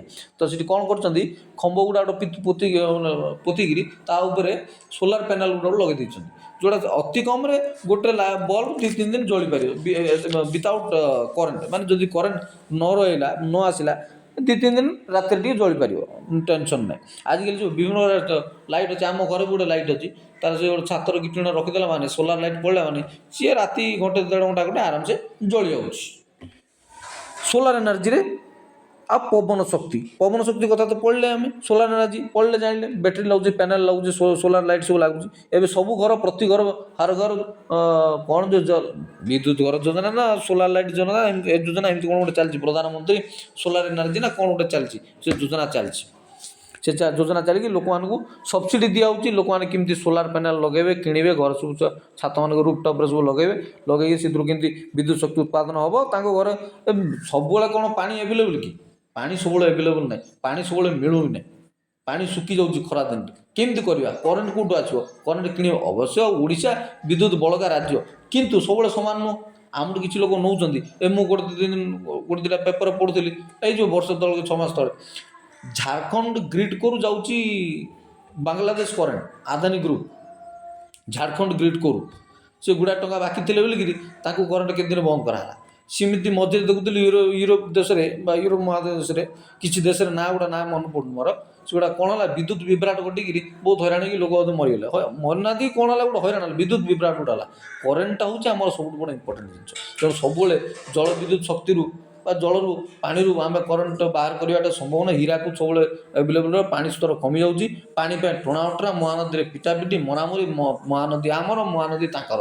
ସେ ନଦୀ ଆମର, ନଦୀ ତାଙ୍କର, ମୋଦି କାହାର ହେବେ ଜଣାପଡ଼ୁନି। ହଉ ଛାଡ଼। ଏ ପ୍ରକାର ସମ୍ବଳ ମଧ୍ୟରୁ କେତେକ ଅସରନ୍ତି ଓ ମନୁଷ୍ୟର କାର୍ଯ୍ୟକଳାପ ଦ୍ୱାରା ପ୍ରଭାବିତ ହୁଅନ୍ତିନି। ସୌର ଓ ପବନ ଶକ୍ତି ଏହାର ଉଦାହରଣ। ତେବେ ଜଳ, ମୃତ୍ତିକା, ଜଙ୍ଗଲ ଭଳି ସମ୍ବଳ ଗୁଡ଼ିକର ଦୁରୁପଯୋଗ ଫଳରେ ଏଗୁଡ଼ିକର ପରିମାଣ ବା ଭଣ୍ଡାର ହ୍ରାସ ପାଇଥାଏ। କେଉଁଟା ପାଣି, ମାଟି, ଜଙ୍ଗଲ, ଏ ଯେତେ ବ୍ୟବହାର ହେବ ଦୁରୁପଯୋଗ କରୁଛୁ ଆମେ। ଦୁରୁପଯୋଗ, ଠିକ୍ ଉପଯୋଗ କରୁନାହାନ୍ତି, ଗଛ କାଟି ଦେଉଛନ୍ତି, ପାଣି ମିସ୍ୟୁଜ୍ କରୁଛନ୍ତି। ହୁଏତ ଆମ ଗାଁରେ ପାଣିର କିଛି ଅସୁବିଧା ନାହିଁ, ସମସ୍ୟା ନାହିଁ, କିନ୍ତୁ ବଡ଼ ବଡ଼ ଗାଁରେ ଛେଳି ଗୋଟେ ଯିବ, କି ଆମର ଛେଲା ଗୋଟେ ଯିବ, କି ଖମାରସିରେ ବୋଧେ ପାଣି ଆଭେଲେବିଲିଟି ଅଛି, ନୂତନଗଡ଼ରେ, ଏ ଯେଉଁ ଆମ ଆଖପାଖ କଥା କହୁଛି, ଗାଁ ଗୁଡ଼ାଏ ଗାଁ ମୁଁ ଯେତିକି ବୁଲିଲେଣି 2-3 ବର୍ଷ କାମ କରିକି ଉଦୟଗିରିରେ, ଗୁଡ଼ାଏ ଗାଁରେ ପାଣିର ବଡ଼ ସମସ୍ୟା। ପାଣି ସବୁବେଳେ କ'ଣ ମିଳିବ କି? ପାଣି ତାକୁ ରିନ୍ୟୁଏବଲ୍ କରିହେବ କି? ନାହିଁ, ନା ଥରେ ଗଲା ମାନେ ସେ ସରନ୍ତି।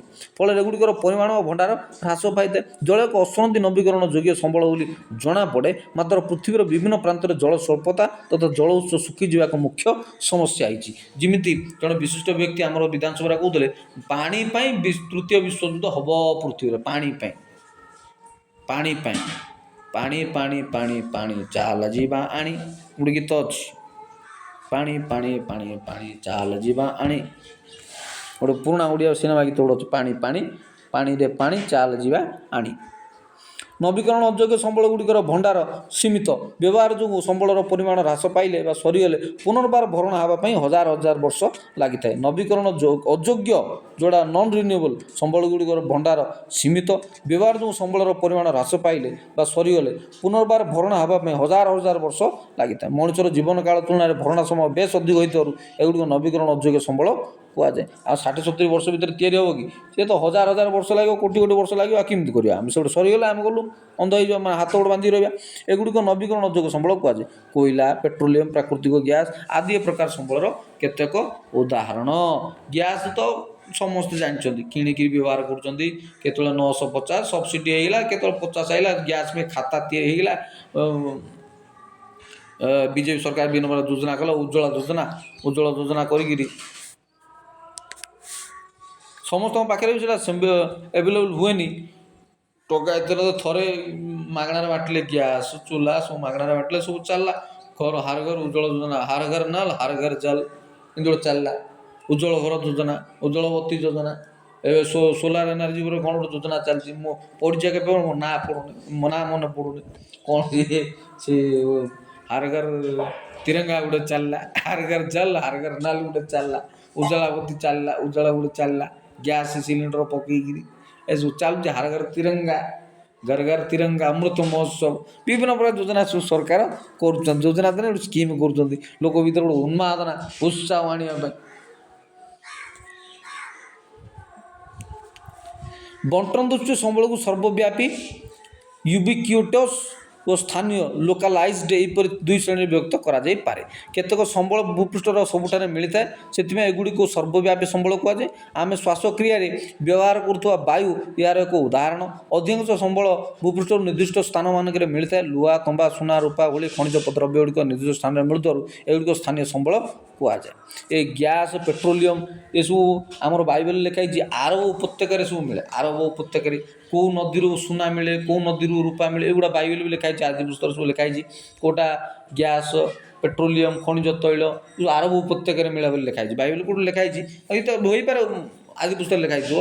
ଆଦି ପୁସ୍ତକରେ ଲେଖା ହେଇଥିବ ଆରବ ଉପତ୍ୟକାରେ, ବିଭିନ୍ନ ପ୍ରକାର ଦେଶ ଉପତ୍ୟକାରେ ସୀମାରେ ମିଳେ ଏସବୁ ଜିନିଷ। କ'ଣ?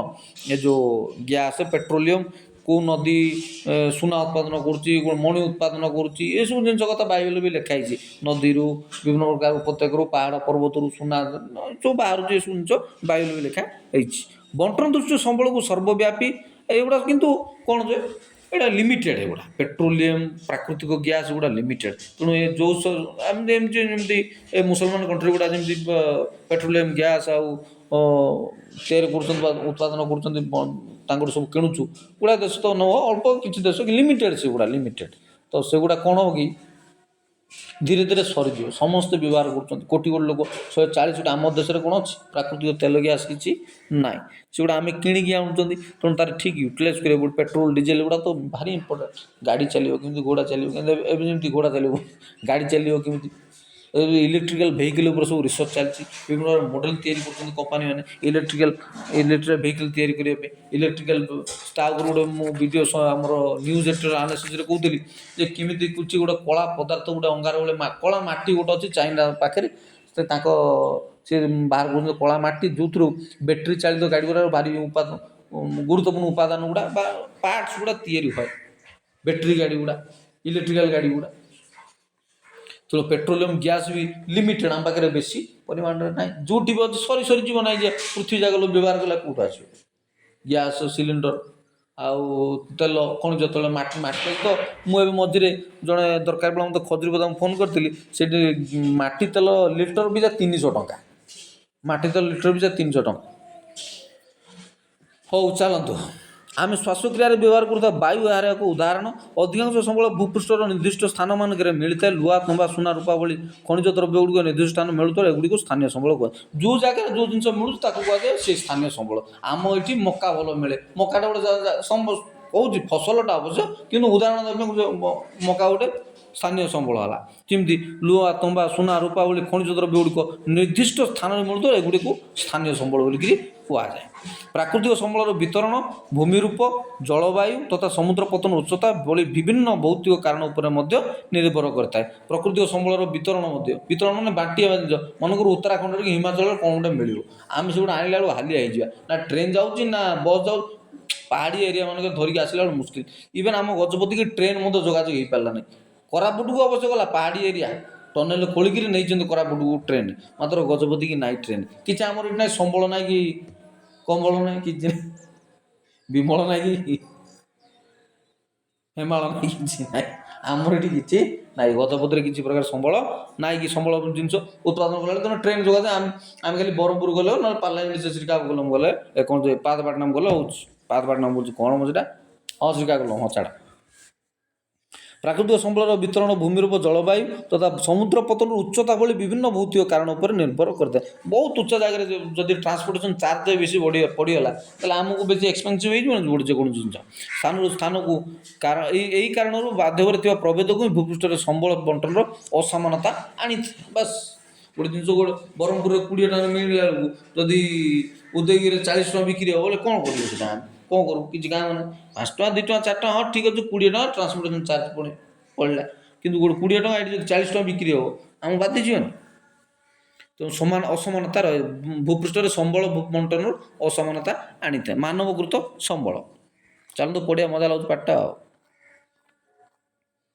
ଏତିକି ତ ସରିଲା। ମାନବକୃତ ସମ୍ବଳ କେତେକ ପ୍ରାକୃତିକ ପଦାର୍ଥକୁ ପ୍ରତ୍ୟକ୍ଷ ଭାବେ ବ୍ୟବହାର କରିବା ସମ୍ଭବ ନୁହେଁ। ଯେମିତି ମୁଁ କହିଲି ପ୍ରାକୃତିକ ସମ୍ବଳ ପବନ, ପାଣି, ଗଛ ଲତା ସବୁ ଜିନିଷ କିଛି ଅଛି, ଫଳ ସେଗୁଡ଼ା ଆମେ ଫଳମୂଳ ସିଧା ବ୍ୟବହାର କରୁଛନ୍ତି, କିନ୍ତୁ ଏଗୁଡ଼ିକର ରୂପ ଗୁଣରେ ପରିବର୍ତ୍ତନ ହେଲା ପରେ ସମ୍ବଳରେ ପରିଣତ ହୁଅନ୍ତି। କିଛିଟା ପରିବର୍ତ୍ତନ କରିବାକୁ, କିନ୍ତୁ ମଣିଷ ଲୁହା ବାହାର କରିବା ଜାଣିବା ପରେ ହିଁ ଏହା ସମ୍ବଳରେ ପରିଣତ ହେଲା। ଲୁହା ତ ଅଛି, ମାଙ୍ଗାନିଜ୍ ପଦାର୍ଥ ତ ଅଛି, କ୍ରୋମାଇଟ୍ ପଦାର୍ଥ ତ ଅଛି, କିନ୍ତୁ ତାକୁ ନେଇ ମୁଣ୍ଡରେ ବାଡ଼େଇବ କି ନାହିଁ? ତାହିଁରୁ ଅସ୍ତ୍ର କେମିତି ବାହାରିବ, ଲୁହା କେମିତି ବାହାରିବ, ଶାବଳ କେମିତି ବାହାରିବ, ଟ୍ରେନ୍ ଚକ କେମିତି ବାହାରିବ, କି ଜିନିଷ ସରଞ୍ଜାମ କେମିତି ବାହାରିବ, ଏହା ସମ୍ବଳରେ ପରିଣତ ହେଲା। ପ୍ରାକୃତିକ ସମ୍ପଦକୁ ବ୍ୟବହାର କରି ମଣିଷ ଅଟ୍ଟାଳିକା, ସେତୁ, ରାସ୍ତାଘାଟ, ଯନ୍ତ୍ରପାତି, ଯାନବାହନ ଆଦି ତିଆରି କରିଛି। ସୁତରାଂ ଏଗୁଡ଼ିକ ମାନବକୃତ ସମ୍ବଳ। ଏପରିକି ପ୍ରଯୁକ୍ତି ବିଦ୍ୟା ମଧ୍ୟ ଏକ ମାନବକୃତ ସମ୍ବଳ। ଯେମିତି ମୁଁ କହିଲି ପ୍ରଯୁକ୍ତି ବିଦ୍ୟା କ'ଣ, ଲାଟେଷ୍ଟ ଜ୍ଞାନ କୌଶଳ, ଲାଟେଷ୍ଟ ଜିନିଷ ଆମେ ଯେଉଁଟା ବ୍ୟବହାର କରୁଛନ୍ତି, ଲାଟେଷ୍ଟ ଜ୍ଞାନ କୌଶଳ, ସେଇଟାକୁ ହିଁ ପ୍ରକୃତି ପ୍ରଯୁକ୍ତି ବିଦ୍ୟା କୁହାଯାଏ। କ'ଣଟା ପ୍ରଯୁକ୍ତି ବିଦ୍ୟା ଆଉ ଥରେ କହିଦେଉଛି।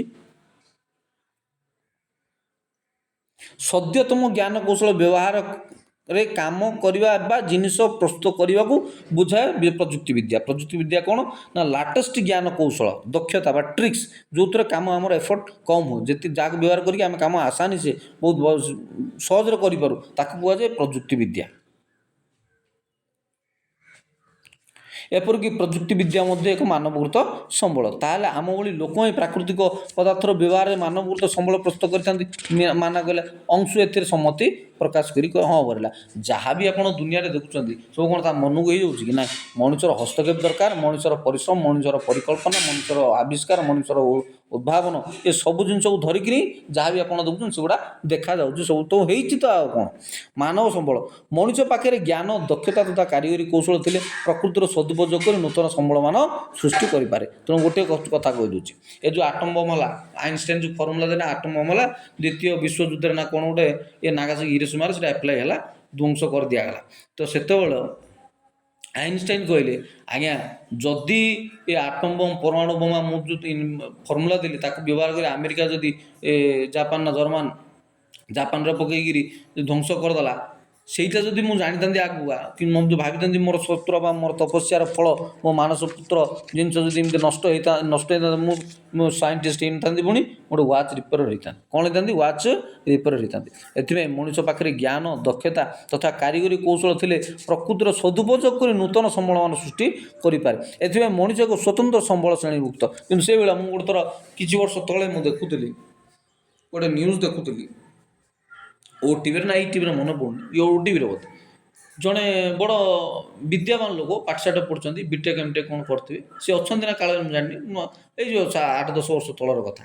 ତାକୁ ବନ୍ଦା ହେଲା ସେ ଯେଉଁ ନକ୍ସଲମାନଙ୍କୁ ସେ ଯେଉଁ ଟ୍ରିକ୍ସ ଦିଅନ୍ତି, କେମିତି ବମ୍ ତିଆରି ହୁଏ, କେମିତି ବିଭିନ୍ନ ପ୍ରକାର ଜିନିଷ ତିଆରି ହେଇକିରି ମାନେ ବିସ୍ଫୋରଣ ଘଟାଇ ହେବ, ଯେମିତି ରାସ୍ତାଘାଟ ବ୍ରିଜ୍ କୋଠା ବାଡ଼ି କେମିତି ଉଡ଼େଇ ହେବ ସେସବୁ ଟ୍ରିକ୍ସ ସେ ଦିଅନ୍ତି। ସେ ଯେଉଁ ଗୋଟେ ସାଇଣ୍ଟିଷ୍ଟ ଶିକ୍ଷିତ ଲୋକ, ସେ ଗୋଟେ ଆନ୍ଧ୍ରାର ଲୋକଟା, ସେ ଆନ୍ଧ୍ରାର ଲୋକଟା, ତା ନାଁ ମନେ ପଡ଼ୁନି, ମୁଁ ନ୍ୟୁଜ୍ରେ ଦେଖିଥିଲି ତାଙ୍କୁ। ମାନେ ହାଇ କ୍ୱାଲିଫାଏଡ଼ ଲୋକମାନେ ଯାଇକିରି ନକ୍ସଲମାନଙ୍କୁ ହେଲ୍ପ କରୁଛନ୍ତି। ବିଭିନ୍ନ ପ୍ରକାର ଜିନିଷ ବମ୍ ଫିଟିଂ କରିବା, ଅସ୍ତ୍ରଶସ୍ତ୍ର ଫିଟିଂ କରିବା, ବିଦ୍ୟା ତ ସଦୁପଯୋଗ ନହେଲେ ଦୁରୁପଯୋଗ। ସେଇ ଛୁରୀ ଅଛି, ଛୁରୀରେ କାଟିଲେ ଏପଲ କାଟିବି, ସେ ଛୁରୀରେ ତ ବେକ କାଟିବି ଶଙ୍କି କାଟିବି ଆଉ। ତେଣୁ ସେ ଗୀତ ଗୋଟେ ଅଛି, ଏ ଗୌରା ଆଜିକାଲି କ'ଣ ଖାଉଛ ମାଉଁସ, ଏ ଗୌରା ଆଜିକାଲି କ'ଣ ପିଉଛ ଗୋରସ, ଭାଇ ଉତ୍ତର ତ ଭଲ ଦେଉଛୁ, ଏତେ ଖୁସିରେ କେମିତି ରହୁଛୁ, ଜାଣିନ କି? ଏ ଗୀତ ଅଛି। ସବୁଠାରୁ ଡେଞ୍ଜର କିଏ ସବୁଠାରୁ ଡେଞ୍ଜର କିଏ? ମଣିଷ। କିନ୍ତୁ ଗୋଟେ କଥା, ସବୁଠାରୁ ଡେଞ୍ଜର କିଏ? ମଣିଷ। ସବୁଠାରୁ ମୂଲ୍ୟ କ'ଣ ବିଶ୍ୱାସ, କିନ୍ତୁ ଯେଉଁ ଗୀତ ଅଛି। ତ ସେଇଭଳିଆ କଥା, ମଣିଷର ବିଶ୍ୱାସ, ମଣିଷରୁ ଡେଞ୍ଜର କିଏ ନାହିଁ, ଦୁଇ ଗୁଣିଆଙ୍କୁ ଜମାର ବିଶ୍ୱାସ ନାହିଁ ବି ଲୋକ କହନ୍ତି। ତେଣୁ କୌଶଳ ଥିଲେ ପ୍ରକୃତିର ସଦୁପଯୋଗ କରି ନୂତନ ସମ୍ବଳମାନ ସୃଷ୍ଟି କରିପାରେ। ଏଥିପାଇଁ ମଣିଷ ଏକ ସ୍ୱତନ୍ତ୍ର ସମ୍ବଳ ଶ୍ରେଣୀଭୁକ୍ତ। ଲୋକମାନେ ହିଁ ମାନବ ସମ୍ବଳ। ମୁଁ ତ କହିସାରିଲିଣି। ଆମର ବିଭାଗ ବି ଅଛି। ଏବେ ତ ଆମର ବିଜେପି ସରକାର ଚାଲିଛନ୍ତି। ଯେତେବେଳେ ମୋର ମନେ ଥିଲା ବାଜପେୟୀଙ୍କ ସରକାର ଚାଲିଥିଲା, କେବେ ଏଇଟା ମନେ ପଡ଼ୁନି, 2000 ସେ 2-4 ବେଳକର କଥା ହେଇଥିବ, ମୁଁ ଯେତେବେଳେ 4 ନା 5 ନା 6 ପଢ଼ୁଥିଲି, ମାନବ ସମ୍ବଳ ବିଭାଗ ଗୋଟେ ବାହାରିଲା। ଏଇଟା ହୁଏତ ୟୁପିଏ ସରକାର ନଥିବ, ଏନ୍ଡିଏ ସରକାରରେ ଆଙ୍କର ଗୋଟେ ବିଭାଗ ଥାଏ, ମାନବ ସମ୍ବଳ ଦକ୍ଷତା ବିକାଶ ମତା, ମାନବ ସମ୍ବଳ ଆଙ୍କର ଗୋଟେ ନାଁଟା ଦିଅନ୍ତି, ମାନବ ସମ୍ବଳ। ତାଙ୍କର ଅଲଗା ପ୍ରକାର ଦିଆ ହୁଏ, ତାଙ୍କର ନାଁ ସବୁ ଅଲଗା, ତାଙ୍କ ଦଳ ଅଲଗା, ତାଙ୍କ କାମ ଅଲଗା, ଆଙ୍କ ଦଳ ଅଲଗା, ଆଙ୍କ କାମ ଅଲଗା, ଆଙ୍କ ନାଁ ଯେଉଁ ଦଳ ଆଇଛି ସେ ଏବେ ଓଡ଼ିଶାରେ କ'ଣ ହେଉଛି, ବିଜେପି ସରକାର ଆଇଲା ସବୁକୁ ଗେରୁଆ କରିଦେବେ। ସେ ଗୋଟେ ଗୀତ ଅଛି ଶାହରୁଖ ଖାନ, ଗେରୁଆ, ସେ ଗୀତ ମନେ ପଡ଼ୁନି, ଯେ ସବୁ ଗେରୁଆ କରିଦେବେ। ତାଙ୍କେ ସବୁ ଥିଲେ ସବୁଜ କରିଥିଲେ, ଶାଗୁଆ ଆଗେ କରିଦେବେ ଗେରୁଆ। ଏଥିପାଇଁ ମଣିଷ ସ୍ୱତନ୍ତ୍ର ସମ୍ବଳ ଶ୍ରେଣୀଭୁକ୍ତ। ଲୋକମାନେ ହିଁ ମାନବ ସମ୍ବଳ। ଉପଯୁକ୍ତ ଶିକ୍ଷା ସ୍ୱାସ୍ଥ୍ୟ ମଣିଷକୁ ମୂଲ୍ୟବାନ ସମ୍ବଳରେ ପରିଣତ କରେ। ଜଣଙ୍କର ଉତ୍ତମ ସ୍ୱାସ୍ଥ୍ୟ, ଜଣଙ୍କର ଉତ୍ତମ ଶିକ୍ଷା ବି ଗୋଟେ ସମ୍ବଳ। ଭଲ ଉତ୍ତମ ସ୍ୱାସ୍ଥ୍ୟ ଅଛି ବୋଲି କାମରେ ଆସିପାରିବ। ତେଣୁ ମନେ ପଡ଼ୁଛି ମହାତ୍ମା ଗାନ୍ଧୀ ଥରେ ଟ୍ରେନରେ ଯିବା ଆସିବା କରୁଥିଲେ, ଟିକେ ଥରେ ଟ୍ରେନରେ ଗଲାବେଳକୁ ସାଧାରଣ ବଗିରେ ଯେହେତୁ ଚଳିଲେ ତାଙ୍କ ସ୍ତ୍ରୀଙ୍କ କସ୍ତୁରବାଙ୍କ ସହିତ, ଯେହେତୁ ଟିକେ ଦୁର୍ବଳିଆ ଲୋକ ନା ଗାନ୍ଧୀ, ଭିଡ଼ ଯେଉଁ ଭିଡ଼ ସେ ଜେନେରାଲ ବଗିରେ, ତାଙ୍କୁ ସେ ବଗିରେ ଚଢ଼ିବା ପାଇଁ ଗୋଟେ ବଳଶାଳୀ ଲୋକର ବପୁଧାରୀ ଲୋକର ଗୋଟେ ଦରକାର ଥିଲା। ତେଣୁ ସେ ବପୁଧାରୀଙ୍କ ବଳଶାଳୀ ଲୋକଙ୍କ ସାହାଯ୍ୟରେ ସେ ଯାଇକି ପଶିଲେ ବଗି ଭିତରେ, ବଡ଼ ଠେଲା ପେଲା ହେଇକି। ତେଣୁ ସେ ତାଙ୍କ ଅଟୋବାୟୋଗ୍ରାଫି କ'ଣ ସେଟା द एक्सपेरिमेंट ट्रुथ लिखिं जे बल भी कम आसे बल भी कम आसे शिक्षा तो समस्त कम आसे जानते कि बल भी सब प्राय जगह कम आसे कि एवं जुगर बलर किसी आवश्यकता ना सब तो होगा व्हील चेयर होगा आउ ट्रली चलवा दरकार नहीं सुटकेस बैग पत्र सब चक लगे घोषाड़ी तो नहीं जाए कथा चलैक आगिजा बोया किस दरकार कि बोया किस दरकार घर आड़ गाड़ी लगे टेम्पू लगे ऑटो लगे टापू लगे आटू लगे बका चले सरला कथा तेणु लोक मैंने मानव संबल उपयुक्त शिक्षा स्वास्थ्य ही मनुष्य को मूल्यवान संबल परिणत करे शिक्षा ही सब करा मुझे प्राय भिडियो कही मोर से मोर सांगर जन यूट्यूब चैनल थिला मो ट्यूशन गोटे चैनल थी मुझे कहती गोटे पाठ दारिद्र्य चैप्टर गोटे 9th 10th गोटे भूगोल गोटे थी पढ़ुली भूगोल बहीर जे शिक्षा ही जीवन शिक्षा बिना सब अंधकार तो विभिन्न प्रकार भाषण आपने शुणुवे गुरु दिवस से शिशु दिवस कहती सब पाने शिक्षा ही आलोक शिक्षार आलोक देगी आम मनर अंधकार दूर करवा ठीक कथा काली पर्यटन फेसबुक कोटेसन पढ़ुली माने सोचर अंधकारता माने रातिर अंधकारता मत आहरी अधिक डेंजर रातिर जो अंधकार अच्छी सी अंधकार ज्ञान रा भावनार जो अंधकार अच्छी से तो ताठू बड़ विपज्जनक ताठू बड़ विपज्जनक तेणु ज्ञान बा सोचर अंधकारटा न जानाटा इग्नोरान्स इज इविल इग्नोरान्स गोटे बड़ माने माने विपदपूर्ण जिनस इग्नोरान्स कौन आम अज्ञ से विषय किसी जानी इग्नोरान्स अज्ञ हवाटा न जानाटा सी तो गोटे सब बड़ गोटे विपद से गोटे बड़ इविल बा से गोटे सब बड़ मंद जानिले तो कौन कर जानी तो किसी ना पाखे तो जिन जान गोटे छोटिया कथा कही दूसरी गोटे लोक गोटे मिलगला गोटे नदी पठार गोटे कौन तो मोती मोती ना हीरा ना कौन गोटे गोटे काचबाटी भाई मिलगला सी बढ़िया देखला तो धरिकी पलि आला धरिकी पलि आसिक सी घर गद बेगे कौन कर घंटी घंटी बांधिला बेले गद बेगे बांधिदेला कि जन बेपारी कौन सुविधा सुविधा जाए पहुँचले घरे देखिले गद बेगे गोटे मोती ना हीरा ना माणिक गोटे बंधाई अरे यहाँ कौट पाइल ना आया जाइली नदी की कौन काम करने कि बिल बाटर काम करूँ नदी मिलला आनी भल जिनसा बोलिक सूता गोटे कर बांधि एता सी कह यहाँ छुटिया पथर नुहे ये गोटे माणिक गोटे मोती माणिक कोटी टाँह हम यहाँ मोर कौन जाए से आगे सी जाए कि आनिकी मो गद बेगे ना गाई बेगे बांधि दे सी जा कौटा कौ जिनस पाखे काम आसे कथार गोटे कविता आम कथार गोटे अच्छी कथा माने ये कथा कथा कहनी मु संवादर पत्रिका कथार गोटे बाहर गोटे आर्टिकलटे गोटे लोक एमती गोटे कौन जिन मिलता से मोती पाणी कथा तो कहूँ शुण मिले सी कौन कला ना गोटे नहीं गला बजार पड़ी जा बजार पड़े आलू बेपार पत्थर नहीं गला बाबू ये पत्थरटा ने ए पत्थर मूल्य मु कौन जानी पत्थर मूल्य केते देबू कह ए पत्थर नहीं 5 केजी आलू देवी मूला बेपारी पाक ना मु 10 बिड़ा मूला देवी आ टमाटो बेपारी पाक ना मु 2 केजी टमाटो देवी जिंदु कटी कटी कौन ए पत्थरटा गोटे सन ज्ञान थी लोक पाखे पहुँचला जो मैंने कि सुना गणा गंटी ए पत्थर उपर नलेज रखते चोड़ा ए बापा ता पाखे केते कोटी टंका हो यहाँ केते कोटी तेणु आम जिनस चिन्ह पाऊँ जापारूँ आम पाखे जहाँ आम सीटा आगे देपार आम मूला बेपारी मूला ज्ञान किड़ा बेपारी किड़ा ज्ञान आलू बेपारी आलू ज्ञान मूला चाल मलु बेपारी मलु ज्ञान जार जो प्रकार ज्ञान अच्छी से कथा आगे जान अन्य कि जान ना से हीरा बेपारी पाखे जब पहुँचला सी जाना जे ये बापा ये तो अमूल्य हीरा है केते कोटी देवी कह सेमती कथा उपयुक्त शिक्षा और स्वास्थ्य मनुष्य को मूल्यवान संबल परिणत करे लोकंर दक्षता अभिवृद्धि घटाई नूतन संबल सृष्टि समर्थ कराइबा मानव संबल विकास बोली कहुए हाँ यही विभागटा अच्छी एनडीए गवर्नमेंट मानव संबल विकास मंत्री कहुए हाँ मानव संबल विकास लोकंर दक्षता अभिवृद्धि घटाई नूतन संबल सृष्टि समर्थ कराइबा नूतन संबल स्किल बढ़ेबार अच्छी स्किल बुझीपार ना लोकंर स्किल दक्षता वृद्धि हवा दरकार केमी ITI विभिन्न प्रकार पाठ्यक्रम सब कर नेशनल एजुकेशन पॉलिसी कले 2020 विभिन्न षष्ठ सप्तम श्रेणी पिला विभिन्न क्राफ्ट विभिन्न प्रकार जिनस ଦକ୍ଷତା ବାଡ଼େଇ କାମ ୱେଲ୍ଡରିଂ ଫିଟରିଂ ମିଟରିଂ ସିଟରିଂ ଇଲେକ୍ଟ୍ରିଂ ମିଟରିଂ ଏସବୁ ସବୁ ଶିଖାଉଛନ୍ତି ପିଲାମାନଙ୍କୁ। ଦକ୍ଷତା ବିକାଶ ମନ୍ତ୍ରୀ ସବୁ ଅଛନ୍ତି। ତେଣୁ ସତ କଥା ଆଜ୍ଞା ଖାଲି ପାଠ ପଢ଼ିଲେ ଆଉ ସେ ଲିଟରେଚର ପଢ଼ିଲେ ସାହିତ୍ୟ ପଢ଼ିଲେ ଆର୍ଟସ୍ ପଢ଼ିଲେ ଏଗୁଡ଼ା କିଛି କାମରେ ଆସିବ କି ନାହିଁ? ପେଟ ପୋଷିପାରିବ ଯାହା ହାତରେ wiring TV repairing laptop repairing mobile repairing ଯାହା ହାତରେ ଯେଉଁଟା ହେଲା ଯାହା କାମ ଯେଉଁ କାମ ବାଧ୍ୟବାଧକତା ନାହିଁ ବୁଝିଲ ନା। ଯାହା କାମ ଏବେ ମଝିରେ ଗୋଟେ ଭିଡ଼ିଓ ଦେଖୁଥିଲି ରାହୁଲ ଗାନ୍ଧୀଙ୍କର, ସିଏ ଗୋଟେ ଚପଲ ଦୋକାନୀ ଭେଟିଛନ୍ତି। ତାଙ୍କୁ ପଚାରିଲେ ତୁମେ ବଢ଼ିଆ ମାନେ ଦୋକାନରେ ସେ ବି ବେହତର ଜୋତା ସିଏ ଅଳ୍ପ ଶସ୍ତାରେ ବି ସେ ତିଆରି କରିଦିଅନ୍ତି। ହେଲେ ତାଙ୍କୁ ପଚାରିଲେ ତୁମେ ମୁଝେ କୁछ ମେସିନ୍ ଦେଇ ଦେଇଛି ଏମିତି କିଛି ମେସିନ୍ ଦରକାର ମୋତେ ଅଳ୍ପ କିଛି ଜିନିଷ ମେସିନ୍ ଦେଇଦେଲେ ମୋ ପୁଅ ମୁଁ ମୋ ପରିବାର ଆମେ ଗୋଟେ 4-6 ଦୋକାନ ଲଗେଇ ଦେବୁ। ସେ କହୁଥିଲେ ଭିଡ଼ିଓ ଗୋଟେ ଆସିଥିଲା ଫେସବୁକ୍ରେ ଯେ ଏଇ ଜୋତାକୁ ନେଇକି ଆଉ ଗୋଟେ ଉଦାହରଣ ଗୋଟେ ଛୋଟିଆ ମୋର କାହାଣୀ ମନେ ପଡ଼ୁଛି। ମହାତ୍ମା ଗାନ୍ଧୀ ଗୋଟେ ଜେଲରେ ଥିଲେ କ'ଣ ଗୋଟେ ଆନ୍ଦୋଳନ ବେଳେ ବାହାରିଲେ ସେ ଜେଲରୁ ବାହାରିଲେ ତାଙ୍କ ଜୋତାଟା ତାଙ୍କର ଛିଟି ଯାଇଥିଲା। କାହାର? ମହାତ୍ମା ଗାନ୍ଧୀଙ୍କର। ଛିଟିଗଲେ କ'ଣ କରିବେ? ଯିବାର ଜମି ଖାଲି ପାଦ ଚାଲିପାରିବେନି। ରେଲୱେ ପାଖରେ ନା କେଉଁଠି ଗୋଟେ ସେ ମୋଚି ବସିଥାଏ। କହିଲା କ'ଣ କରାଯିବ? ସିଏ ତାକୁ ନେଇକି ପହଞ୍ଚେଇଲେ ଜିନିଷଟା ତିଆରି କର। ସେ ମହାତ୍ମା ଗାନ୍ଧୀ ପାଖରେ ପଇସା ନଥାଏ କ'ଣ କରାଯିବ? ନାଇଁ ବାବୁ ସେ କହିଲେ ଆଜ୍ଞା ଏଇଟା ମୋର ପ୍ରଥମ ବହିନି ମୁଁ ଏଇଟା ମୁଁ କାମ କରି ପଇସା ପାଇବି। ନାଇଁ ବାବୁ ମୋତେ ତୁମ କାମଟା ଟିକେ ଶିଖେଇ ଦିଅ ମୁଁ ନିଜେ ସିଲେଇକି ପିନ୍ଧିକି କାହିଁକିନା ମୋ ପାଖରେ ତୁମକୁ ପଇସା ଦେବାକୁ ନାହିଁ। ଏ ମଝିରେ ଉଦାହରଣ ଦେଉଥିଲି ଚପଲ ସିଲେଇ ମନେ ପଡ଼ୁଛି ଉତ୍କଳ ଟେନେରୀ କଥା ମଧୁବାବୁ। ଉତ୍କଳ ଟେନେରୀ କାମ କ୍ୱାଲିଟି ଆସିଲାନି ଚପଲ ତିଆରି ଜୋତା ତିଆରି କ୍ୱାଲିଟି ନ ଆସିବାରୁ ସବୁ ନେଇକି ପୋଡ଼ି ପକାଇଲେ। ଚମଡ଼ା କାରଖାନା କରିଥିଲେ ଉତ୍କଳ ଟନେରୀ ମଧୁବାବୁ କରିଥିଲେ କଟକରେ। ତ ସେଇଭଳିଆ କଥା ଉତ୍ତମ ବା ନୂତନ ସମ୍ବଳ ସୃଷ୍ଟି ପାଇଁ ସମର୍ଥ କରାଇବ ଅଭିବୃଦ୍ଧି ଦକ୍ଷତାର ଅଭିବୃଦ୍ଧି ଘଟାଇ ନୂତନ ସମ୍ବଳ ସୃଷ୍ଟି ପାଇଁ ସମର୍ଥ କରାଇବାକୁ ମାନବ ସମ୍ବଳ ବିକାଶ କୁହାଯାଏ। ଏ କଥା ଉପରେ ଯେତିକି କହିଲେ ବି କମ୍ ହେବ। ସମୟ ସୀମିତ ଆସିକି ହେଇଗଲାଣି 3:48 10-12 ମିନିଟ୍ରେ ସାରିବାକୁ ପଡ଼ିବ।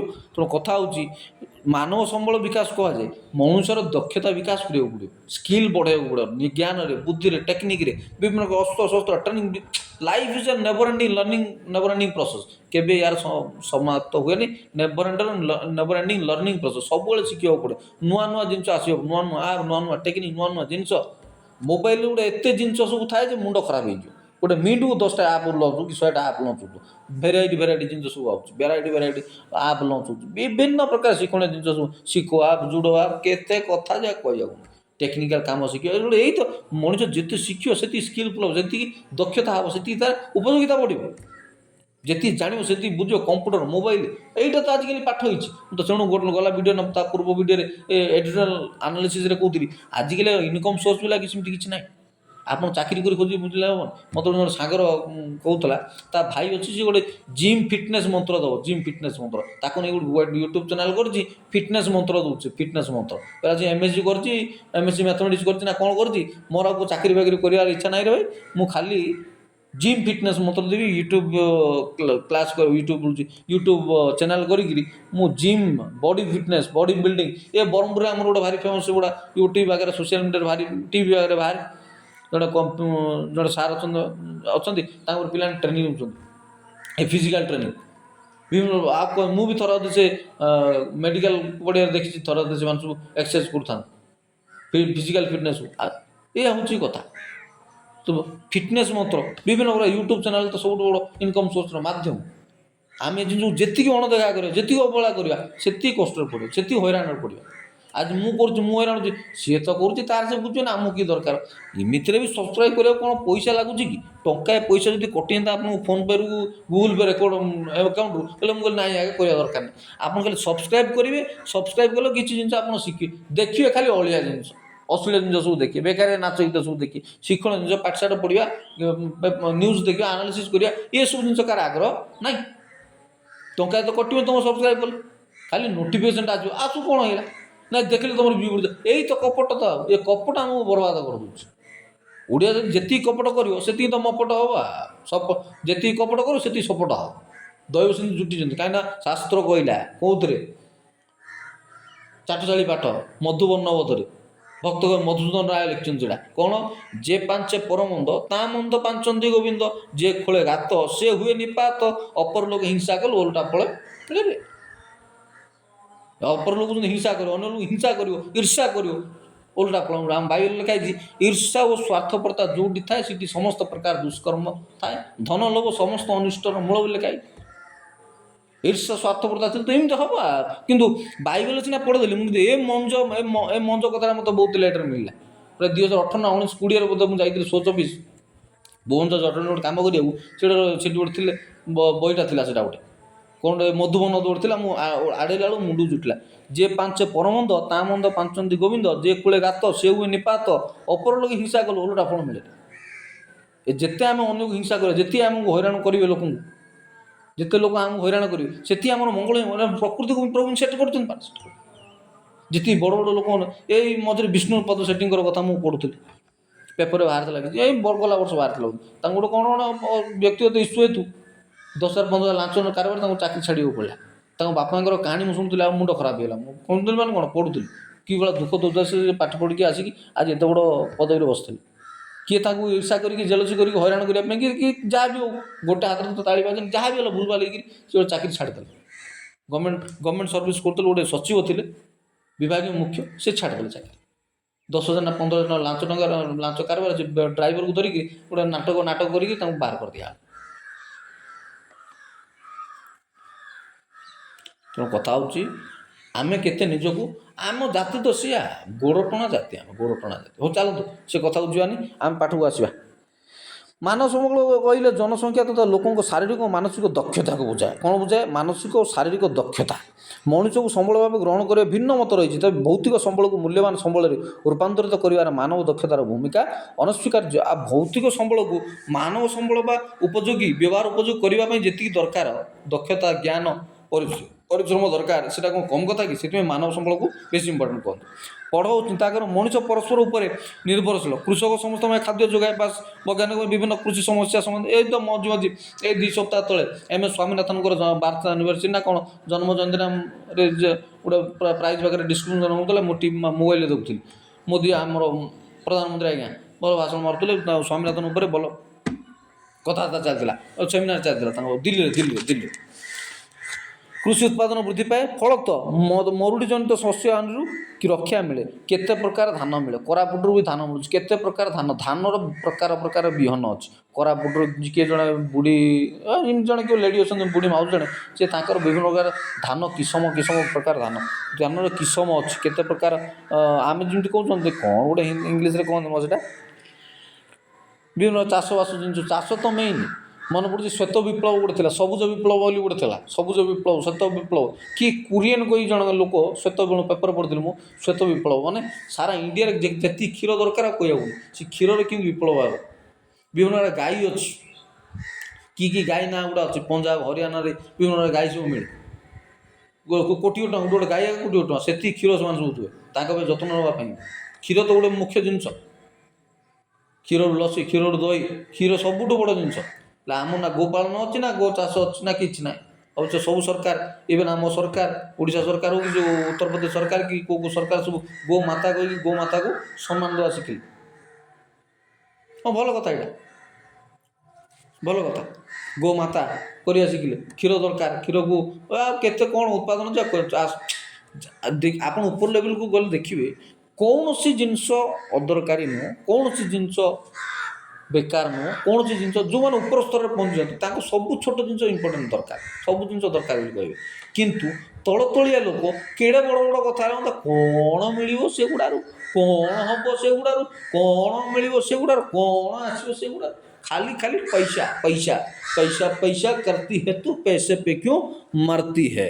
ଗୋଟେ ଗୀତ ଅଛି, ଅକ୍ଷୟ କୁମାର କାଟନା କରେ, पैसा पैसा करती है तू पैसे पे क्यों मरती है, आज लगा दूँ ढेरी जब तू हो जाए मेरी,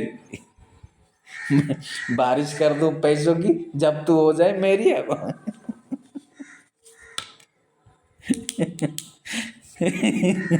पैसा पैसा करती है କ'ଣ ସମ୍ବଳ ସଂରକ୍ଷଣ, ରିସୋର୍ସ କନଜରଭେସନ୍। ମାନା ଏକ ଅଦ୍ଭୁତ ସ୍ୱପ୍ନ ଦେଖିଲା। ପୃଥିବୀର ସବୁଠୁ ଜଳ ଶୁଖିଯାଇଛି ଓ ଗଛ କଟା ହୋଇଛି। ସେ ପରିସ୍ଥିତି ହେଇଯିବ। ମୁଁ ତ କହୁଥିଲି ଗୋଟେ ଭିଡ଼ିଓ ମାନଙ୍କରେ, ଏ ଆନାଲିସିସ୍ ଭିଡ଼ିଓରେ, ନ୍ୟୁଜ୍ ଏଡ଼ିଟୋରିଆଲ୍ ଆନାଲିସିସ୍ରେ ମୁଁ ଗୁଡ଼ାଏ କଥା କହୁଥିଲି। କ୍ଲାଇମେଟ୍ ଚେଞ୍ଜ କଥା, ସେଇଟା ଆଜିକାଲି ସବୁଠୁ ବଡ଼ ସମସ୍ୟା, ସବୁଠୁ ବଡ଼ ଆହ୍ୱାନ ଆମ ପାଇଁ ସବୁଠୁ ବଡ଼ ଆହ୍ୱାନ ହେଇକି ଠିଆ ହେଇଛି, ଆମ ସବୁଠୁ ବଡ଼ ଚ୍ୟାଲେଞ୍ଜ ହେଇକି ଠିଆ ହେଇଛି। ପ୍ରାକୃତିକ ବିପର୍ଯ୍ୟୟ, କ୍ଲାଇମେଟ୍ ଚେଞ୍ଜ। ଏ ମଝିରେ ସୁନାମି ହେଇଗଲା।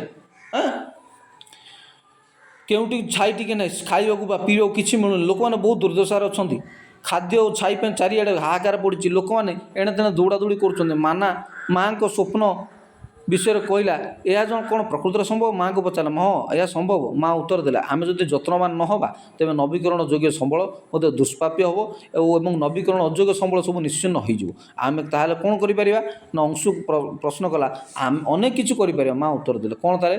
ସମ୍ବଳର ଉପଯୁକ୍ତ ବ୍ୟବହାର ଦ୍ୱାରା ବର୍ତ୍ତମାନର ଆବଶ୍ୟକତା ପୂରଣ ସହ ପିଢ଼ି ପରେ ପିଢ଼ି ଭବିଷ୍ୟତ ବଂଶଧରଙ୍କ ପାଇଁ ସମ୍ବଳର ଅଭାବ ନ ରହିବା ପ୍ରତି ଯତ୍ନବାନ ହେବାକୁ ଧରଣୀୟ ବିକାଶ କୁହାଯାଏ। ଧାରଣୀୟ ବିକାଶ କ'ଣ ନା? ସମ୍ବଳର ଉପଯୁକ୍ତ ବ୍ୟବହାର ତଥା ବର୍ତ୍ତମାନର ଆବଶ୍ୟକତା ପୂରଣ ସହ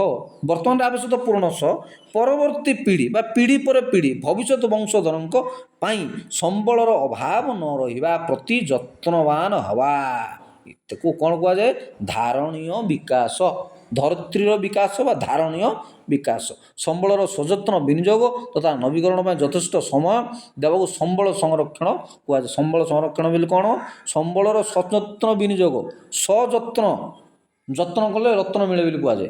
ସଯତ୍ନ ବିନିଯୋଗ ତଥା ନବୀକରଣ ପାଇଁ ଯଥେଷ୍ଟ ସମୟ ଦେବାକୁ ସମ୍ବଳ ସଂରକ୍ଷଣ। ସମ୍ବଳର ବି ସଂରକ୍ଷଣ ଦରକାର। ତେଣୁ ୱେଷ୍ଟ ୱାଟରକୁ ପରିଚାଳନା ଚାଲିଛି। ୱେଷ୍ଟ ୱାଟର କେମିତି ପରିଚାଳନା କରିବ, ମ୍ୟାନେଜମେଣ୍ଟ କରିବ, ଦୂଷିତ ଜଳ କେମିତି ପରିଚାଳନା କରିବ, କେମିତି କାମରେ ଲଗାଇବ। ଏଠୁ ସମୁଦ୍ର ଜଳ ଆଣିକିରି ଆମେ ବ୍ୟବହାର କରୁଛନ୍ତି। ଆର୍ୟପଲ୍ଲୀରେ ବ୍ରହ୍ମପୁର ପାଖରେ କେଉଁଠି ଗୋଟେ ଅଛି, ସମୁଦ୍ର ଜଳ ଆଣି ଫିଲ୍ଟର କରିକି ଆମେ ଭଲ ପାଣି କାଢ଼ୁଛନ୍ତି। ପାଣିର ଉପଯୋଗ ସବୁ ଜିନିଷରେ ଲୋକଙ୍କ ଭିତରେ ଆଜି ବି ଶିକ୍ଷାର ଘୋର ଅଭାବ। ଲୋକ ସବୁ ମୂର୍ଖ। ନିଜେ ତ ସବୁ ଚାଲିଲା କି ଆଉ ନିଜେ ସବୁ ଚାଲେ। ଆମେ ସବୁ ତମେ ବଡ଼ ପଳେଇ ଆଇଲ କହିବାକୁ, ଓ ବାପା ତମେ ତ ସବୁ ଜାଣିଛ,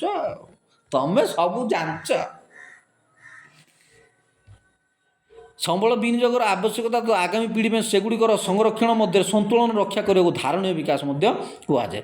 ସମ୍ବଳ ସଂରକ୍ଷଣ ବିଭିନ୍ନ ଉପାୟରେ କରାଯାଇପାରେ। 1. ବ୍ୟବହାର ହ୍ରାସ। 2. ପୁନଃ ଚକ୍ରୀକରଣ ରିସାଇକ୍ଲିଂ ପ୍ରୋସେସ୍। ବ୍ୟବହାର ହ୍ରାସ ଯେତିକି ଲିମିଟେଡ଼, ଆମେ ଯେତିକି ଦରକାର ସେତିକି। ପୁନଃ ବ୍ୟବହାର ମାଧ୍ୟମରେ ଆମେ ସମସ୍ତେ ସମ୍ବଳ ସଂରକ୍ଷଣରେ ସହଯୋଗ କରିପାରିବା। ଆମ ପ୍ରତ୍ୟେକଙ୍କର ଜୀବନ ପରସ୍ପର ସହ ସମ୍ବନ୍ଧିତ ହୋଇଥିବାରୁ ଏହାର ଯଥେଷ୍ଟ ଗୁରୁତ୍ୱ ରହିଛି। ଆମ ଗାଁରେ ତ ମିଳୁଛି ଆଉ, ତମେ କିସ ହେଉଛ ହରଣ ନା? ଆମେ ତ ମିଳୁଛି, ଆମେ ତ ଖାଉଛେ, ଆମେ ତ କରୁଛେ ନା, ଏମିତି କଥା ସବୁ କହ। ଆମକୁ ତ ମିଳୁଛି, ତମକୁ ମିଳିଲେ ହେଲା, ନହେଲେ ନାହିଁ। ସ୍ୱାଧୀନ ସନ୍ଧ୍ୟାରେ ମାନା ଅଂଶୁ ସାଙ୍ଗମାନଙ୍କ ସହ ମିଶି ପୁରୁଣା ଖବର କାଗଜ ଲୁଗା ବ୍ୟବହାର କରି ଠୁଙ୍ଗା ବଜାର ସଉଦା ପାଇଁ ଏବେ ଠୁଙ୍ଗା ଆଉ ଆସୁନି। ଆଗରୁ କାଗଜ ଠୁଙ୍ଗା ସବୁ ଆସୁଥିଲା। ଆମର କିରାଣା ଦୋକାନଟେ ଥିଲା ତ, ତେଜରାତି ଦୋକାନଟେ, ଠୁଙ୍ଗା ଆସୁଥିଲା। ଠୁଙ୍ଗାରେ ଆମେ ପ୍ୟାକ୍ କରିକି ଦେଉ। ଏବେ ତ ପଲିଥିନ୍ ବ୍ୟାନ୍। କେତେ କଥା ହେଲାଣି ସେ ପଲିଥିନ୍ ପ୍ଲାଷ୍ଟିକ୍ ବ୍ୟାଗ୍ ଉପରେ ହଟ ଚମଟ ହେଇକିରି କେତେ କଥା ହେଲାଣି। ଯେ ପଲିଥିନ୍ ବ୍ୟାଗ୍ ହଟ ଚମଟ କମୁନାହିଁ। ପୁଣି ଯେ କାଗଜ ଠୁଙ୍ଗା କଲେ ଭଲ ହେଇଥାନ୍ତା। କାଗଜ ଠୁଙ୍ଗା, ବାଉଁଶ କାଠିରୁ ଡାଲା ତିଆରି କଲେ ଇତ୍ୟାଦି କଥା। ଆମେ ତ ସବୁ କ'ଣ କରିବା? ଅଶିକ୍ଷା ଲୋକ, ଜୀବନକୁ ବଞ୍ଚିବା ବି ଛାଡ଼ ସେଗୁଡ଼ାକ। ଆମ ପଡ଼ୋଶୀମାନଙ୍କୁ ଏଥିରୁ କିଛି ଦେବା। ମାନା କହିଲା, ଯାହା ହେଲେ ବି ଏହାର ଉଦ୍ଦେଶ୍ୟ ମହତ୍। ଅମୀର ଅଙ୍କଲ କହିଲା, ଆମ ସମ୍ବଳର ସୁରକ୍ଷା ତଥା ପୃଥିବୀକୁ ସଜୀବ ରଖିବା ପାଇଁ ଏହା ଉଦ୍ଦିଷ୍ଟ। ମୁଁ ଏବେ କାଗଜ ବ୍ୟବହାରରେ ବେଶ୍ ସତର୍କତା ଅବଲମ୍ବନ କରିବି, ମେରି କହିଲା, କାରଣ କାଗଜ ତିଆରି ପାଇଁ ଅନେକ ଗଛ କଟାଯାଉଛି। କାଗଜ ତିଆରି ପାଇଁ କମ୍ ହୁଏ, କେତେ ଗଛ କଟା ହେଲା କାଗଜ ତିଆରି ହୁଏ। ଗୋଟେ ଛୋଟିଆ ଉଦାହରଣ ଦେଉଛି। କ'ଣ ବର୍ନାର୍ଡ ଶ କି ସମଥିଙ୍ଗ ଗୋଟେ ସାହିତ୍ୟିକ କି କେଉଁ ଗୋଟେ ବୈଜ୍ଞାନିକ, ସେ ଜନ୍ ବେଡ୍ ହେଇପାରନ୍ତି, ଯିଏକି ଟେଲିଫୋନ୍ରେ କଥା ହେଇଥିଲେ। ପ୍ରଥମେ ତାଙ୍କ ନିଜ ସ୍ତ୍ରୀକୁ କହିଥିଲେ, ଯେଉଁଟାକି ହାଲୋ ବୋଲି କହିଥିଲେ। ପରବର୍ତ୍ତୀ ସମୟରେ ସେଇଟା ଆମେ କ'ଣ ଗୋଟେ କହିଥିଲେ, ହାଲୋ ନା କ'ଣ ଗୋଟେ କହିଥିଲେ। ଫାଷ୍ଟ ଯେଉଁ ରିସିଭ୍ କରି ସେ କଲ୍ କରିଥିଲେ ଟେଲିଫୋନ୍ ନା କ'ଣ, ଜନ୍ ବେଡ୍ ନା କ'ଣ ମନେ ପଡ଼ୁନି। ଦ୍ୱିତୀୟରେ କିଏ ବର୍ନାର୍ଡ ଶ ଗୋଟେ କ'ଣ ବୈଜ୍ଞାନିକ ସାହିତ୍ୟ ମନେ ପଡ଼ୁନି। ସିଏ କ'ଣ କରନ୍ତି, ତାଙ୍କ ପାଖରେ କିଛି ରଦି କାଗଜ ଥାଏ। ସେ ରଦି କାଗଜରେ ଯେଉଁଗୁଡ଼ା ଫାଙ୍କା ଥାଏ ସେଗୁଡ଼ା ସେ ଲେଖାଲେଖି କରିକି ଚିଠି ଲେଖନ୍ତି। ଏ ହେଉଛି କଥା। କେଉଁ ଜିନିଷ ଅଦରକାରୀ ନୁହଁ, କେଉଁ ଜିନିଷ ଆମେ ମିସ୍ୟୁଜ୍ କରିବା। ଛୋଟିଆ କାଗଜ ଟୁକୁଡ଼ାର ବି ଠିକ୍ ୟୁଜ୍ ହେବା ଦରକାର। ମୁଁ ଏବେ କାଗଜ ବ୍ୟବହାରରେ ବେଶ୍ ସତର୍କତା ଅବଲମ୍ବନ କରିଛି, ମେରି କହିଲା, କାରଣ କାଗଜ ତିଆରି ପାଇଁ ଅନେକ ଗଛ କଟାଯାଉଛି। ଆମ ଘରେ ଯେପରି ବିଦ୍ୟୁତ୍ ଶକ୍ତିର ଅପଚୟ ନ ହୁଏ ସେଥିପ୍ରତି ଦୃଷ୍ଟି ଦେବି। ଅଂଶୁ କହିଲା, ପାଣି ଓ କୋଇଲାରୁ ବିଦ୍ୟୁତ୍ ଶକ୍ତି ବାହାରୁଛି। କୋଇଲାରୁ ତ ବାହାରୁଥିଲା, କୋଇଲା ତ ସବୁ କୋଇଲା ବ୍ୟବହାର ହେଉନି। କାଁ ଭାଁ କେଉଁଠି କ'ଣ ହେଉଥିବ ପୁରୁଣା କେଉଁ ଦେଶରେ। ତା ଏବେ ସବୁ ପାଣି ବିଦ୍ୟୁତ୍, କରେଣ୍ଟ ବିଦ୍ୟୁତ୍, ୱାଟର ବିଦ୍ୟୁତ୍ ସବୁ ଚାଲିଲା। ୱାଟର କରେଣ୍ଟ ସବୁ ଚାଲେ। ଆଉ କୋଇଲା ବ୍ୟବହାର ଏତେଟା ଆଉ ମାତ୍ରାରେ ନାହିଁ। ଆଗରୁ କରେଣ୍ଟ ହେଉଛି, କରେଣ୍ଟ ତ ହେଉଥିଲା କି ନ ମୁଁ ଜାଣିନି, କିନ୍ତୁ ଟ୍ରେନ୍ ଗୁଡ଼ା ବି କୋଇଲାରେ ଚାଲୁଥିଲା ସବୁ। କୋଇଲା ଟ୍ରେନ୍ ଏବେ ବି କିଛି ଗୋଟେ ଦିନ ଥାଇପାରେ ଯଦି ଥିବ। ଆମ ଘରେ ପାଣି ନଷ୍ଟ ହେବାକୁ ଦେବି ନାହିଁ। ଆଶା କଲେ ବିନ୍ଦୁଏ ବିନ୍ଦୁଏ ପାଣି ଅତି ମୂଲ୍ୟବାନ। ଆମେ ସମସ୍ତେ ମିଶିଲେ ବିରାଟ ପରିବର୍ତ୍ତନ ସମ୍ଭବ ହେବ। ପିଲାମାନେ ଏକାବେଳକେ କହି ପଳାଇଲେ। ଦୁନିଆର ସମସ୍ତ ଜୀବଜନ୍ତୁ ପ୍ରତି ସମ୍ମାନ ଓ ଯତ୍ନ କରିବା, ମଣିଷର ଜୀବନମାନର ଉନ୍ନତି ଆଣିବା, ପୃଥିବୀର ସାମର୍ଥ୍ୟ ଓ ବିବିଧତାର ସଂରକ୍ଷଣ, ପ୍ରାକୃତିକ ସମ୍ପଦର ଅବକ୍ଷୟ ଯଥାସମ୍ଭବ ହ୍ରାସ କରିବା, ପରିବେଶ ପ୍ରତି ବ୍ୟକ୍ତିଗତ ଆଭିମୁଖ୍ୟ ଓ ବ୍ୟବହାରରେ ପରିବର୍ତ୍ତନ ଆଣିବା, ବିଭିନ୍ନ ଅଞ୍ଚଳବାସୀଙ୍କୁ ସେମାନଙ୍କ ପରିବେଶ ପ୍ରତି ଯତ୍ନବାନ ହେବାକୁ ସଚେତନ କରାଇବା। ଆମ ଗାଁରେ ପାଣି ଶସ୍ତା, କିନ୍ତୁ ଛେଳି ଗୋଟେ ପାଣି କଷ୍ଟ, ନୂତନ ରୋଡ଼ରେ ପାଣି କଷ୍ଟ। ତ ସେଇଭଳିଆ କଥା, ଯେଉଁଠି ବି ସମସ୍ୟା ଆମେ ତ ମିଳୁଛି, ଆଉ ଆମେ କିଛି ଯୋଗ ଆମକୁ ମିଳୁଛି। ମାନା ଓ ଅଂଶୁର ସାଙ୍ଗମାନେ ଏହିପରି କିଛି କାମ କଲେ ତୁମମାନଙ୍କର କଥା କ'ଣ? ସମ୍ବଳ ସଂରକ୍ଷଣ ତୁମେ କିଭଳି ଯୋଗଦାନ କରିପାରିବ? ଆମ ପୃଥିବୀ ତଥା ଆମ ସମସ୍ତଙ୍କର ଭବିଷ୍ୟତ ପ୍ରକୃତି ପ୍ରଦତ୍ତ ଜୀବନ ରକ୍ଷାକାରୀ ଉପାଦାନ ଗୁଡ଼ିକର ଉପଯୁକ୍ତ ପରିଚାଳନା ଓ ରକ୍ଷଣାବେକ୍ଷଣ ସହ ସଂଯୁକ୍ତ। ସୁତରାଂ ପ୍ରତିଟି ନବୀକରଣ ଯୋଗେ ସମ୍ବଳର ଧାରଣୀୟ ବ୍ୟବହାର, ଜୈବ ବିବିଧତାର ସଂରକ୍ଷଣ, ପ୍ରାକୃତିକ ପରିବେଶର ଅତି କମ୍ ବନଷ୍ଟିକରଣ ଆଦି ଦିଗ ଗୁଡ଼ିକ ପ୍ରତି ଉପଯୁକ୍ତ ଧ୍ୟାନ ଦେଇ ଆମକୁ ନିଶ୍ଚିତ ରହିବାକୁ ପଡ଼ିବ। ଗଛ ନ କାଟିବା, ପାଣିର ବ୍ୟବହାର କରିବା ଠିକ୍ ଠାକ୍, ପାଣି ନଷ୍ଟ କରିବାନି, ଗଛ କାଟିବାନି, କାଗଜପତ୍ର ଯାହା ବି ଆମେ ପଲିଥିନ୍ ତ ବ୍ୟାନ୍ କରିବା ପାଇଁ ଗୁଡ଼ାଏ ରୁଲ୍ ବି ହେଲାଣି। Polythene ban, plastic bag ban, ସବୁ ମାନୁଛି କିଏ? ମାନୁଛି। ବେଗ୍ ଖଣ୍ଡେ ବି ଧରି ଯିବାକୁ ଆମର ଲାଜ, ଖାଲି ପଲିଥିନ୍ ଧରିକି ତ ଆଇବା, ପାଲ୍ଟିନ୍ ଧରିକି ଆଇବା। ହଉ, ବହୁତ ବକ୍ ବକ୍ କରିଦେଲି, ଭୁଲଭାଲ ବି ହେଇଯାଇଥିବ କିଛି ମାତ୍ରାରେ ଗମାତ କୋଉ କ୍ଷମା ଚାହୁଁଛି। ଭୁଲଭାଲ ଯଦି ହେଇଥିବ ପିଲାମାନେ ଶୁଣନ୍ତୁ, ବଡ଼ମାନେ ଶୁଣନ୍ତୁ, ଯିଏ ଶୁଣନ୍ତୁ, ଭୁଲଭାଲ ଯଦି କିଛି କହିଦେଇଥିବି କ୍ଷମା ଚାହୁଁଛି। କୋଉ ଟିକେ ପାଟି ଟଙ୍ଗ ସ୍ଲିପ୍ ହେଇଯାଇଥାଇପାରେ, ରହୁଛି, କ୍ଷମା ଚାହୁଁଛି। ବହୁତ ବହୁତ ଧନ୍ୟବାଦ।